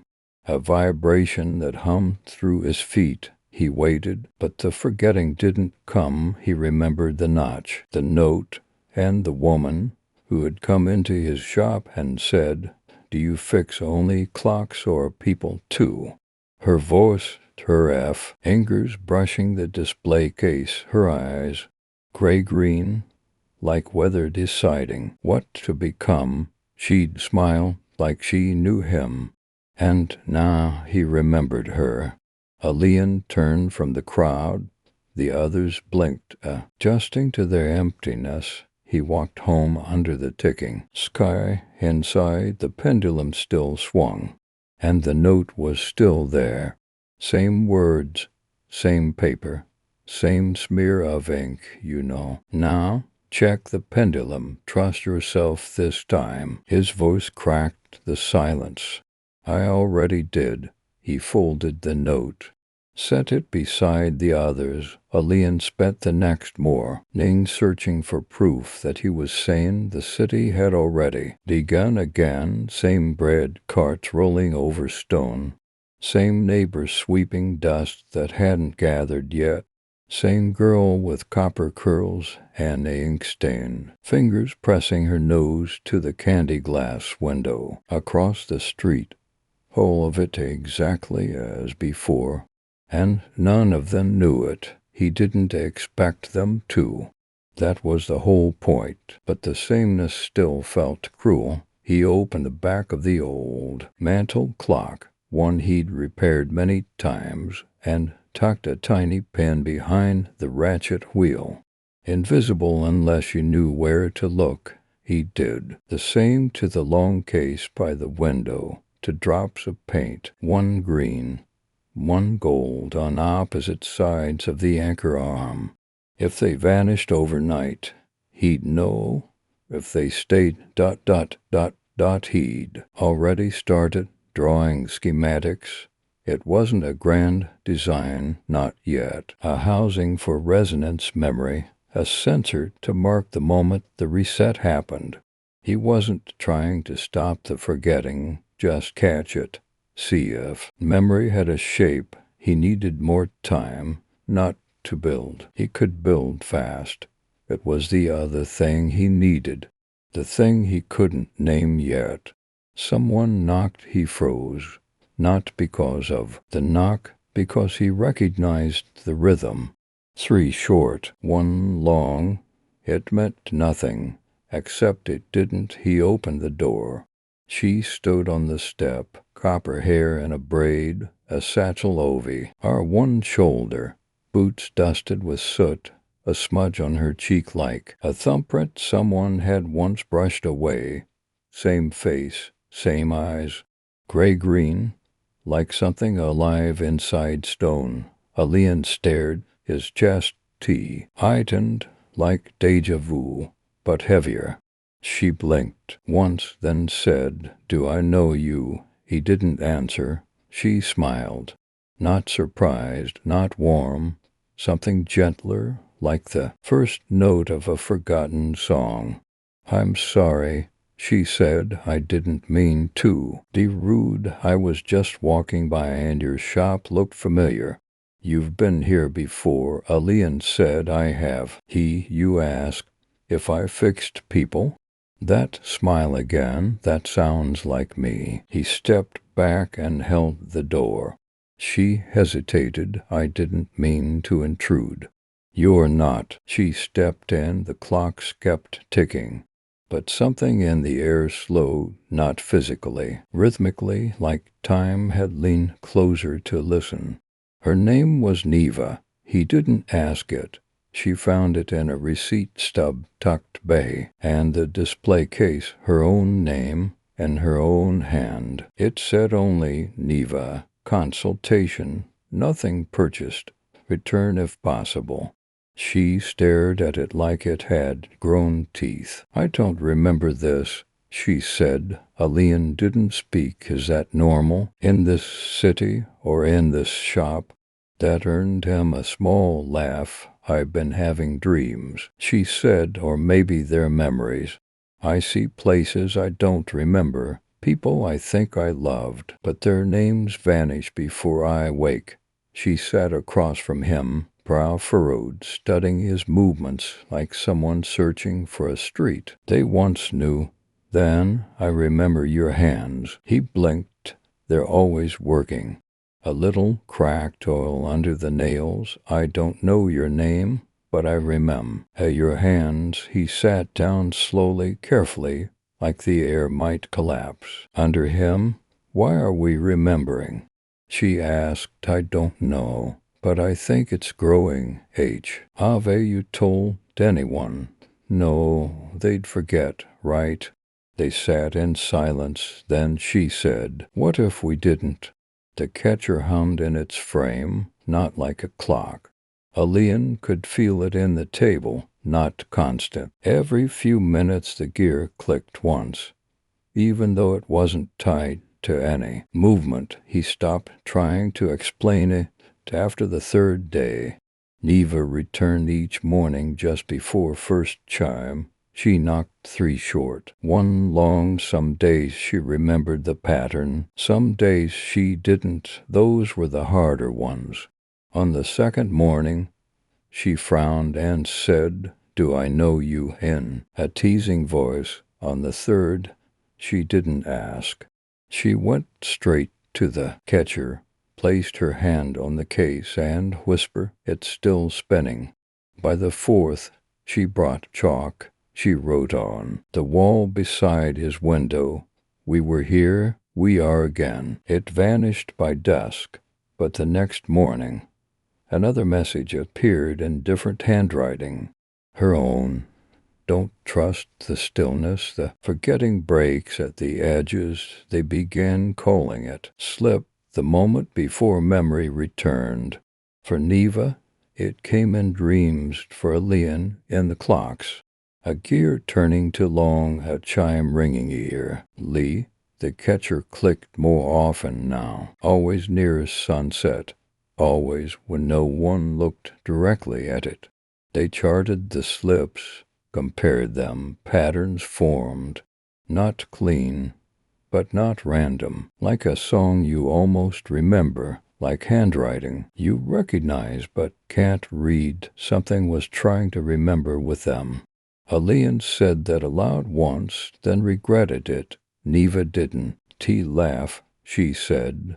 Then maybe we're not the first. On the 5th day, someone knocked who wasn't Neva. Alian opened the door. A tall man in a black waistcoat stood there, a tower bell pin glinting on his collar. City record keepers, overseers of the reset, clockmaker, the man said, inspecting the shop without entering. We've had reports of unauthorized temporal interference. Alian swallowed. I repair watches, you do, and apparently more. He held out a slip of paper. To unauthorized memory anchors were traced to this quadrant. Alian said nothing. You understand that attempting to alter the reset violates Ordinance 7. I fix watches. The man's smile didn't reach his eyes. And do they speak Ba? CK. He turned and left. As the man turned to leave, he paused in the doorway. There won't be another warning, he said. Next time you'll forget you ever existed. Then he was gone. No signature, no citation, just silence. That night, Neva didn't come. Alian waited past the chime, past the hour the reset should have taken him. But the catcher spun once. He remembered her hand on the glass, her voice, the way she winced when she tried to recall her mother's name and failed. The chalk was gone, nothing left but a faint smear. He didn't sleep. He wound the cat. Chair to full tension. It didn't need it. Before dawn, he opened a drawer of old tools. He pulled out the mirror gear. He hadn't touched it in years. It didn't fit any known mechanism, brass core, teeth that bent light. It had never held time properly. Maybe it didn't need to. He mounted it in the catcher, adjusted the casing, scribed a line into the base if you get this, you are real. When the chime came that evening, Alian didn't close his eyes. Neither did Neva. She was back, her hair was loose, her coat wet from fog, but she remembered the knock, 3 short, 1 long. I had to run, she said. Someone was at my building. I don't think they know yet, but they're looking. The reset's shifting, Alian said. She stepped inside. Her hands trembled. I had a dream last night, she said. The city was empty. No clocks. No reset, just silence and people crying. What were they crying about? She looked at him. Your hands were on something. I saw it. I thought it was your fault, but I think you were trying to hold the pieces together. That night they tested the catcher. Alian struck the tower. Bell's note with a tuning fork. The gears spun once, then light. Not bright, not external, from inside the catcher. A shape, brief, reflected in the brass, a face. Alian leaned in. It vanished. Did you see it? Neva asked. I think I've always seen it. She didn't ask what that meant. Outside, the city slept. Inside, time stirred, and the day refused to disappear. It began with a chime that alone shattered Elian's calm. For months, maybe years, he'd lived by the rhythm, reset at dusk, forgetting after. But now, an hour early, the sky rippled. He felt it in his teeth. The bell hadn't struck yet when the knock came. Not Neva's pattern. Alian opened the door. The same officer stood there, face pale, hand on the clasp of something dark and heavy. You were told, he said. Shut it down. You tamper with the reset. You tamper with peace. He stepped forward. You're under enforcement. Hold until audit. Come quietly, Hal. Ian didn't move. Behind him, the catcher clicked once, twice, then the bell rang. Alian reached into the case. The catcher clicked 5 times, then fell silent. Outside, the lanterns dim. Not from fuel. They withdrew, like a breath held too long. Neva stood at the window, palm pressed to the glass. Something's coming. No, Alian said. It's already here. People ran. At first, just one, a girl barefoot in her night dress. Then more, a baker holding a spoon. A man crying as he whispered names like prayers. The reset didn't wipe their minds. It let everything in. Memories crashed through. Birthdays beside. Funerals, confessions, arguments. One man shouted, I remember her. I remember, and then silence, not peace, the silence aft. A scream, the tower bell began to ring. Once, twice, then it didn't stop.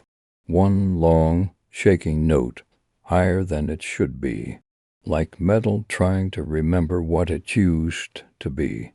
Neva clutched her ears. That's not right. She collapsed. Alian caught her. She trembled in his arms. Her lips moved, shaping names she couldn't finish. Alian, she gasped. Make it stop, please. It's too much. He looked out the window. The city bent, not physically, but the rules twisted. Sidewalks curled. Lamps swayed like gears out of rhythm. A boy wept over a toe he hadn't seen in years. A woman stared into a mirror, mouth open in recognition and horror. Time wasn't breaking, it was remembering. Alian felt it clawing at his skull. His mother's last words, the first time he kissed someone, the week he built the first catcher and forgot it. All the versions of him screaming, no, he whispered. He turned to T. He catcher, the mirror gear pulsed. like a heartbeat, like breath. He saw his reflection, older, burned, grinning. Tick-tock, it mouthed, a leon laugh. It felt like the only sane response. He reached into the catcher's case. The bell rang again, sharp, cracking. Final dot, dot, he pulled the mirror gear free. The silence hit like stone. The shop snapped back. So did the city, the rooftops. Straightened, the streets unbent. A man with 3 shadows blinked and now had only one. Outside, the sky lightened. Inside, Neva stirred. She sat up slowly. Her eyes were open, but uncertain. Hain, a leon, he smiled. She frowned. Wait, what were we just? She looked around. Have we met before? He hesitated, then said yes. She crossed the room and took his hand. I don't know your name, she said, but I've missed you for a long time. Tears slipped down his cheek. You used to say that, he whispered. What? Every time you found me, she brushed his knuckles. And did I always ask? He nodded. Do I know you? Every time, she smiled. This time I brought chalk. They stood in the shop while the clocks ticked. Neither said, let's not forget again. They didn't need to, because something had changed. The reset came that evening. The bell rang. They held hands, and they remembered. She stepped closer. He looked at her, and this time neither of them asked. She kissed him, not like a beginning, like a memory finding its place. And then the memories came. Her fingers curled in high S shirt under a sky with 2 moons, a broken watch ticking, and a rainstorm dot, dot, a wordless song she'd hummed while oiling gears. All the days they'd lost, not gone, waiting, they broke a pie. Our tea slowly, we're still here, she whispered. Leon nodded, and this time they won't remember to stop us. Because the officer had turned away moments earlier, blinking, he forgot why he came, forgot who they were. The reset had erased its own warning. The catcher had only protected what it was built to hold. 2 memories bound together. Even broken systems remember how to protect themselves. Story 6. All of it was real. He waited for her in the rain, sheltering under the narrow roof of a lonely bus stop. They had been dating for about a month. Well, not really dating, more like meeting as good friends. Both felt a little out of fashion when it came to relationships. A few times Annika had been late. A couple of times she hadn't come at all. And the dad, he had quietly dissolved. They were both slightly eccentric, slightly mysterious, each trying to solve the riddle of the other. It looked like she was going to be late again. The rain came from every direction, pushed by the wind, and Dane's thin jacket was already sopping wet. Annika was riding in a taxi, almost crying. She had spent a quarter of her weekly income just to arrive on time and to pretend for a moment that she was as wealthy as Dane. The morning had been bright and promising. Who could predict that within hours public transport would collapse because of unexpectedly bad weather? He usually waited for her, but this time, why would a boy like Dane bother to stand in the rain? He always seemed stylish, neat, content with his life, positive, and she, as always unlucky and clumsy. Did she even deserve to be waited for? Dane's bike stood beside the bus stop, not new, but immaculate, its dark metal gleaming softly in the rain. It felt almost luxurious. He had brought an extra helmet for her. 20 minutes had passed. She hadn't called. Her phone wasn't answering. Was she okay? Annika cursed herself for being so careless, for not predicting the absence of buses from the suburbs where her grandmother used to live. The house was tiny, shabby, almost empty, with a small yard and a few apple trees. Her shelter ample and comfortable, but too far from the city. She had moved there after graduating, hoping to settle down and find a good job. Instead, her life after university felt like a quiet disaster. Her parents offered emotional support, but beyond words they had little to spare. They were barely managing their own lives 1,000 miles away. And then there was her phone. It looked decent, but it was unreliable, bought from a second-hand electronics shop. It had worked for 2 months before beginning to glitch consistently. Despite desperate attempts, she couldn't revive it. The taxi turned from a corner street and stopped at the bus stop. Dane smiled, happy and soaked to the bone, as Annika got out. "Sorry. Traffic jam," she said, blushing slightly at her lie. They embraced. "Oh my God, you're drenched." "I'm so sorry, Danny." She didn't even care that she got wet herself. "I summon rain. Someone has to," he sighed, deep playfully, handing her a helmet.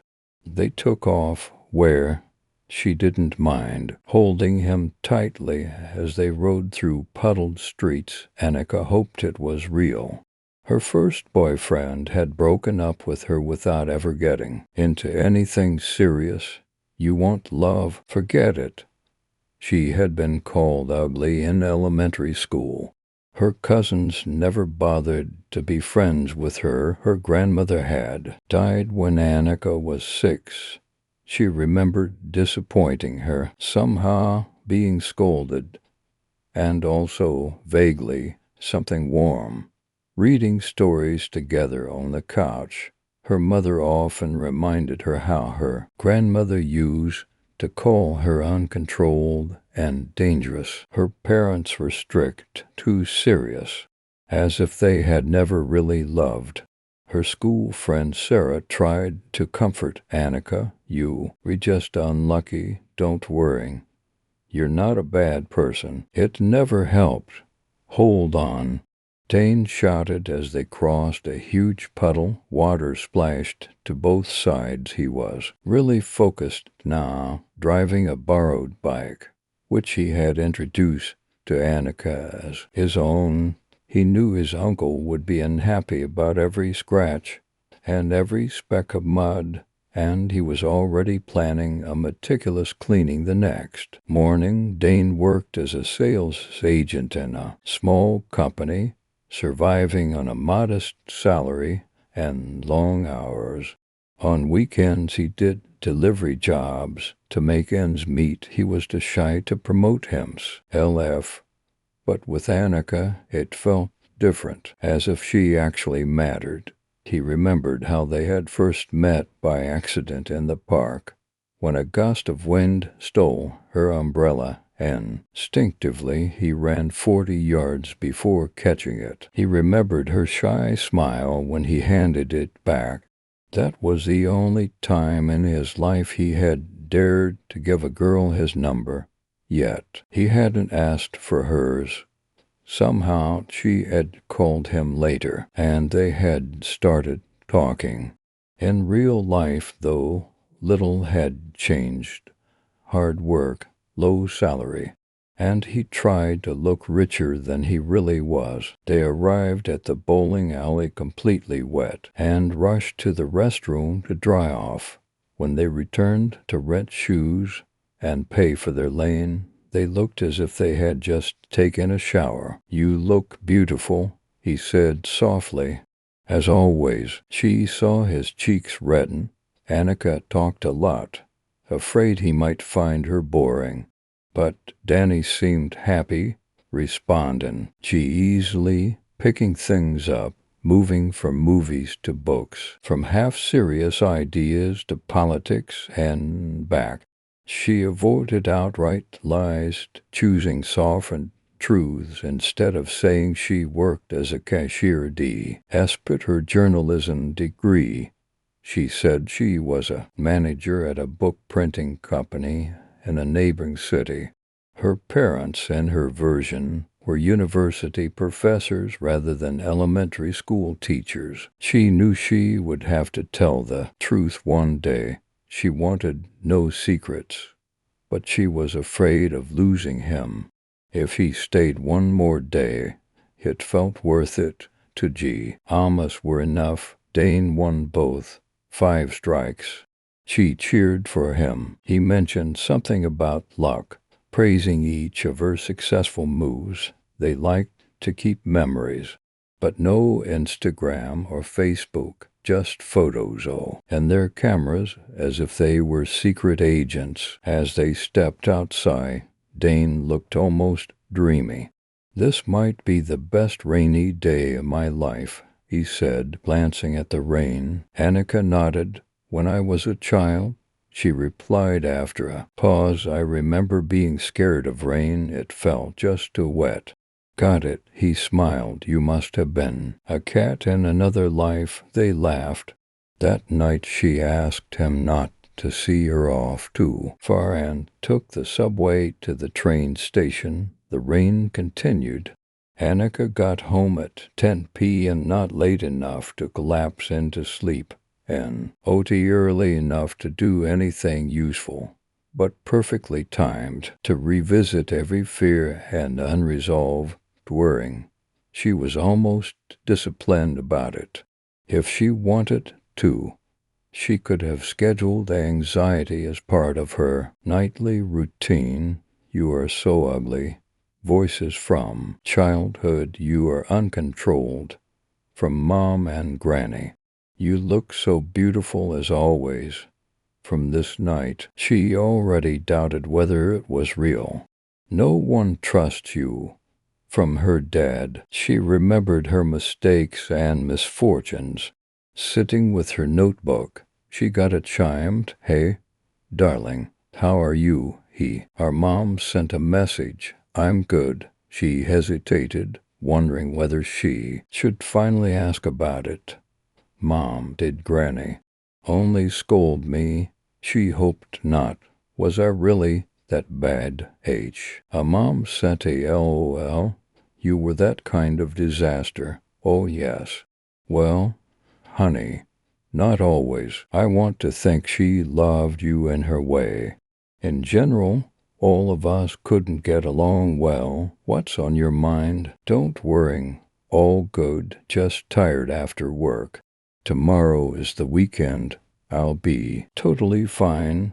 A bolt of the brightest lightning struck, and the house went dark. Deafening thunder followed. The notebook's dying battery gave up at last. "Great," Annika said to herself. In the sudden darkness, the house felt unfamiliar. The storm outside grew stronger. Hail began falling from the dark sky. She collapsed in the couch and must have fallen asleep. The lights came back on and woke her. 3 o'clock in the morning. It was pouring outside, puddles covering the whole yard, streams running along the road in front of her house. The neighboring buildings were dark at that hour. Not as shabby as hers, not really wealthy either. Sleep was gone. She took a shower and went to bed with a book. Great Expectations by Dickens, one of her favorites. Her eyes ran over the next open page.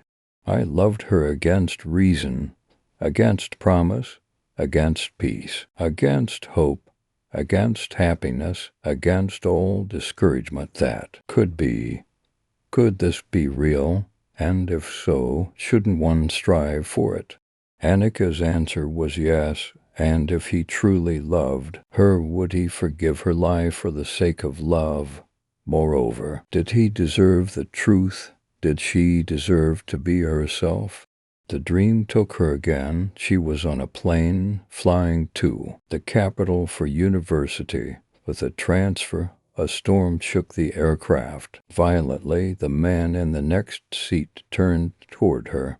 Her first boyfriend, and a place he had no reason to be. Frightened, he asked, neared, "You think you deserve love? Forget it." The plane lurched, due to Annika's uncontrolled character. The flight attendant announced, "We are diverting to another city." People point at her. She burned with shame. A distant airport. Nothing felt familiar. Her luggage was lost, and she was late for the connecting flight. "Hey, ugly, where's your bag?" A tall classmate laughed, and Lucky, Sarah beside her, whispered with something like compassion. Annika knew it wasn't real. She just had to endure. Everything would sort itself out. The space around her faded. She at her grandmother and her sunny garden. After the rain, Granny scolded her for being naughty. Annika cried. Then Granny stepped closer and hugged her. "Sorry, darling," she said softly. "Older people never mean to scare you. They just try to care." Often awkwardly, Annika raised her wet eyes. "For real?" "For real, real, real." Granny smiled. She paused, looking at her granddaughter with that familiar warmth. "I left something for you, for when you grow up," Granny said, pointing vaguely toward the trees. "I don't know if you will ever find it, but I hope you will. Remember?" Annika tried to remember. She almost could. Some blurred child's memory of standing very small, of looking up at leaves that seemed tall then, of light breaking through branches, and the calm certainty of being beside someone safe. "You will know," Granny said gently. "You are loved, and you can love. I never doubt you will have your happiness." Annika opened her eyes. A dull morning welcomed her. Slow rain, as if it were tired of struggling through the night. She remembered the last day, Dane and bowling. Actually, something else important had happened that week. She had been interviewed for a better job she hoped so much to get, a better shop, better conditions. Not journalism, but still something more. As she was leaving, HR handed H a small paper note and said, "Keep this. You have been shortlisted. Please have it with you next time." They shook hands. Only now did she realize she had kept it in her pocket all along. Should she forget about journalism? The question stayed with her. Annika noticed her phone on the table, the one that had been acting up, and pressed the power button. It worked with trembling fingers, but with sudden clarity. She sent a short text to Dane. "Dane, I'm really sorry. I want to tell you the truth. You mean the world to me." High W, as just scared as if he had been waiting. The reply came within seconds. "I'm here, Annika. After last night, I feel like I should be honest with you too, and I don't mind that you have secrets. I trust you." She smiled, tears in her eyes. They decided to meet again that afternoon. Annika knew what to do. Even if transportation collapsed again, she finished a few chores and stepped into the yard. The sun was shining as if nothing had happened during the night.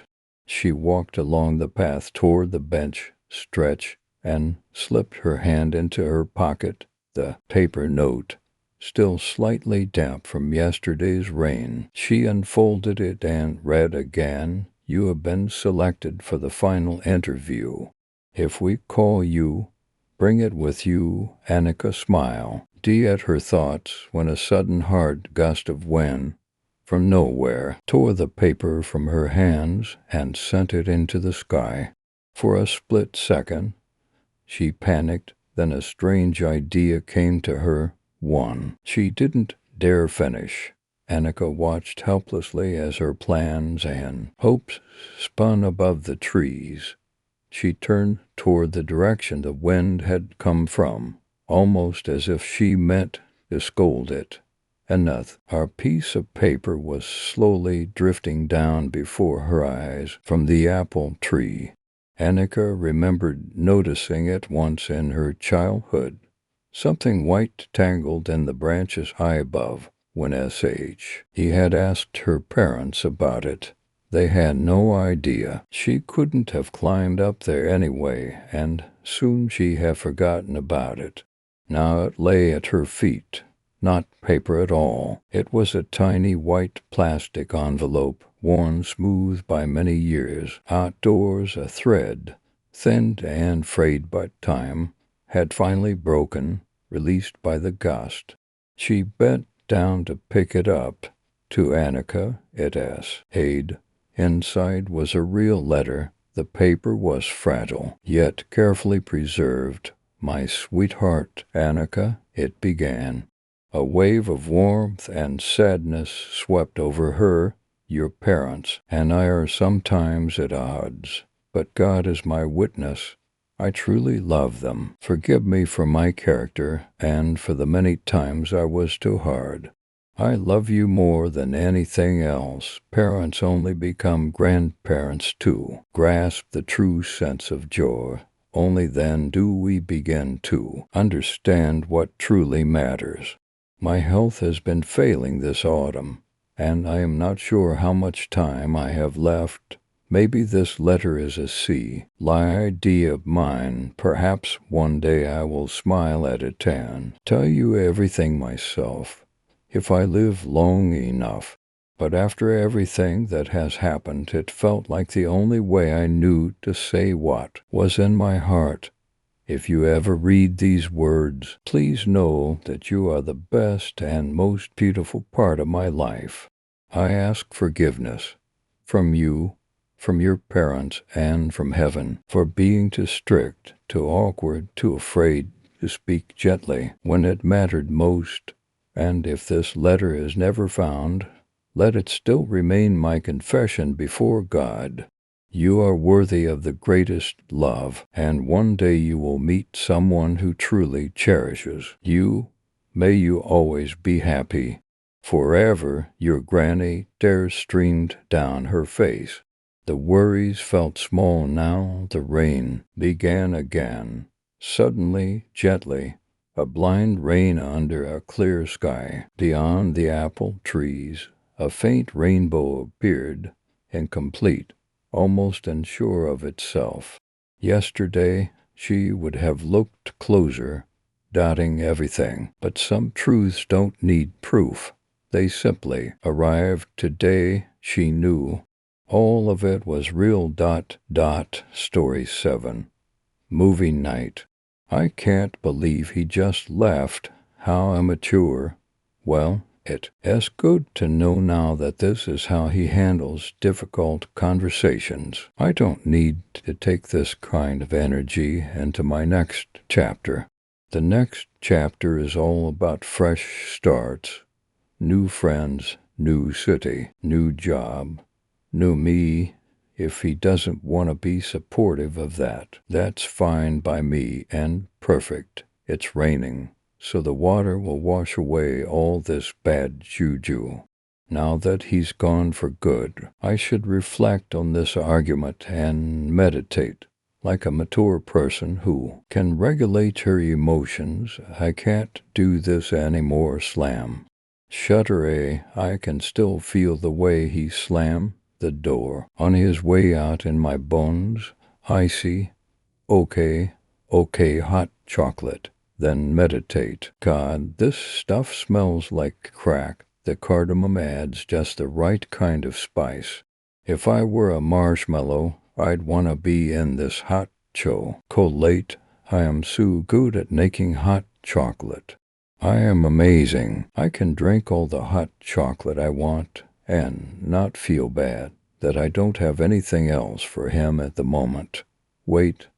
Why is there e.g. nog here more like a nog? Did he leave his nog behind? Who Gross. Gra. Why is he intruding on my thoughts while I'm trying to enjoy some hot chocolate and me time? Some things are sacred, all tea be gone from my mind. I'm gonna focus on my hot chocolate and meditate, breathe in. 203 for and out. 607. 8. So this is it, our friendship is over. One hard conversation, and we're done. What's the big deal anyway? It's not like I'm dying, I'm just moving to another state. People do it all the time. And yes, I'm going blue to red, but I'll be in the blue part of the red. It's not like I will drastically change. Besides, I have friends here. I'll visit or he can visit. Maybe that's a little weird since he doesn't know anyone in Atlanta. Anyway, we have the technology to stay in touch. Not that we will anymore. I don't get why he's so mad. Honestly, it's really weird that he's mad. He was so supportive of me applying to this program last September. Wow, the rain is really picking up out there, and of course he forgot his umbrella. He probably drove home. It's fine. No, focus, inhaled, 2, 3, 4, exhale, 6, 7, 8.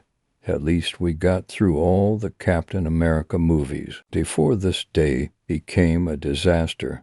I was trying to make our last monthly movie marathon day special.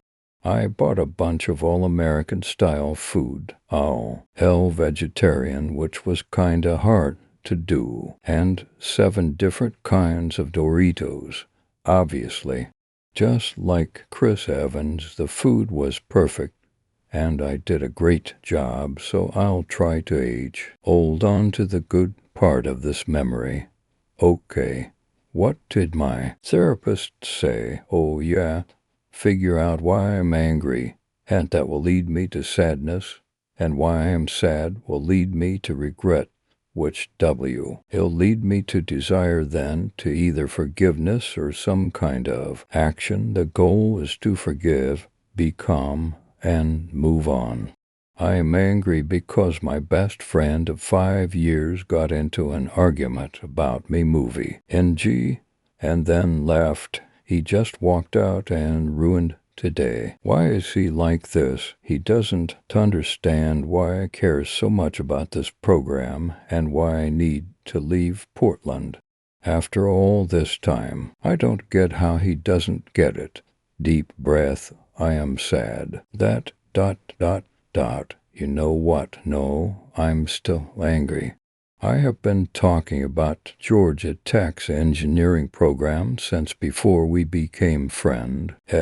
He knows that this is my dream school. I have been preparing for my PhD all this time with the master's, the extra research I have been doing to get published on top of my job, the letters of recommendation I chased down for months, including the one professor who almost never agrees to give recommendations, but she did to me. This is my career. This is my life. I can't just stay here because he thinks my life is already good enough. Like, bro, I want my doctorate in engineering with a focus on sustainability and supply chain. My life isn't good enough until I get that. That felt really good to get out, done with anger. On to sadness. I am sad that he doesn't understand who I am after knowing me for years. I don't understand where this is coming from, and he helped me with the application process, figuring out how to get in that professor's good graces, proofreading my research papers, and even offering to help me pack if I was accepted. He knew I was leaving, right? I'm sad that this is how the friendship ended. I'm sad that, did the lights just flicker or was that lightning? rumbling thunder. He went out in the middle of a thunderstorm. I hope he made it home okay. Inhale 234, exhale 5,678. You misogynistic asshole. You're just mad because you never thought I would actually get accepted. You underestimated me like you always do. You always think you know better than me. I am leaving in 2 weeks whether you think this is a good idea or not. I can't wait to get away from you. That was bad. I regret what I said to him. I don't think he actually thinks he's better than me. I don't think he's an asshole. I don't think he's misogynistic. I don't think he often underestimates me. I should not have used all those absolutes. He's one of the kindest, gentlest, and most respectful people I know. Saying all that stuff to him isn't fair to him, not when he's incredibly generous, and is normally really patient. He knows how to sit with me in my worst moments and pull me out of them when I need it. I just feel better when he's around. His laugh is infectious. God, I'm going to miss that laugh and that smile. That dimple smile could make me do anything. I mean, like the time we went bungee jumping. What is wrong with me? I just need to snap out of it. I just wanted today to go well. So I just have my rose-tinted glasses on and thinking about everything favorably. Yeah, that's it. Anyways, maybe I did catch him a little by surprise. I guess he expected I would even August and not in 2 weeks. We lose 2 months. I didn't even think about that. I desire to take back what I said. I wish he knew I didn't mean it. I do also why she would apologize for blowing up like that. I'm just moving, and we have the technology to stay in touch. I still want him to reach out first. He left the conversation first, which makes that sort of an implied boundary he put up. Since it's his boundary, he should deal with his boundary and reach out first. Yeah. Okay, cool. The forgiveness part. We both hurt each other.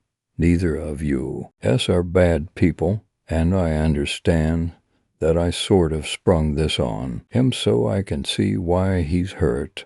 I can forgive him for blowing up and ask for forgiveness about the mean things I said. Cool. That sounds good to me. Sweet. Okay, done. Inhale ... exhale ...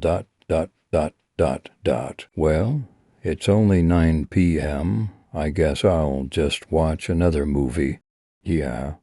Okay, Devil Wears Prada seems good. I love Miranda Priestley, perf. CT villain. Wow. It's only 9:12 p.m. I'm not even tired yet, so I can't even just call it a night. I should just try to focus on the movie. Nate's hot and sweet, but unsupportive. This Job can make her career. Doesn't he get it? She has to be at Miranda's beck and call, do the weirdly specific tasks for Miranda, and wake up at 10 o'clock for Miranda. It's the Miranda Priestley getting Miranda's approval is her golden ticket to do anything she wants. You know what? Maybe that's what going to Georgia feels like for me. I would do anything for my career, and this PhD is my Miranda prize. Tly golden ticket. The opportunity in front of me is exhilarating, maybe even a little scary, but that's why I need him to be supportive now more than ever. How does he not get it? Wait, what's that on the table? He left his keys here, so he's walking in a thunderstorm. Typical of him to not think about the consequences and make everyone around him worrying. Ooh, whatever. I'm not even focusing on the movie anymore. Maybe I'm still a little unresolved. Okay, let's do a second pass. Inhale, exhale. All right, I don't really feel angry anymore. I feel sad. Sad that he isn't here. This was supposed to be our last time hanging out like this, and he isn't here. What if we never talk again? I hate him, I don't. But I do miss him, Why does my heart hurt like it's been sore for hours? Why did he just walk away? I regret not stopping him. I should have stopped him and asked him why he was so mad instead of jumping on him about it. I always jump. Why did I have to jump? Maybe I jumped because he's wrong, and I'm right, and he needed to know. No, that's not it. Realistically, I probably jumped because I single quotes am a little scared to leave and could do the thing I have always wanted to do, because what if I hate it? What if I miss home? What if I fail? Maybe I jumped because I needed all my courage to leave. Maybe that's why I'm easing into weeks. It's not like I have to. I just chose to. I could postpone it a little. Maybe I pushed him away because I was scared that it would hurt to leave. Is it going to hurt to leave or leave? He him. Oh, shit. It is going to hurt to leave him. Oh my God, I'm such an idiot. I think I have feelings for my best friend. I think I messed up. I need to find him. Now, where did I put my purse? Got it. Okay, shoes, wait. I need socks. Ding dong. It's like 9:30. Who and why, bro? I'm trying to do a romantic jest. You're like Andy, fine. I'll open the door and deal with this rando. I'm sorry. I was being an idiot and I shouldn't have left like that. This is really important to you and I'm really proud of you. I'm just sad that you're leaving so soon and I'm gonna miss you. He's back and drenched from the rain.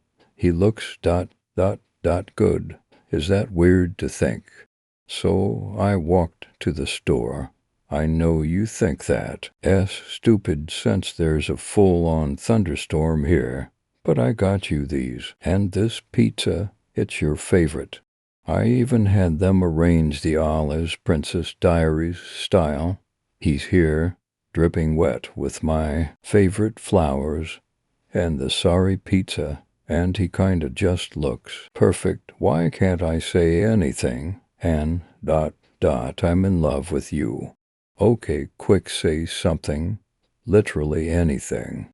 So yeah. Okay, I said nothing. Trial 2.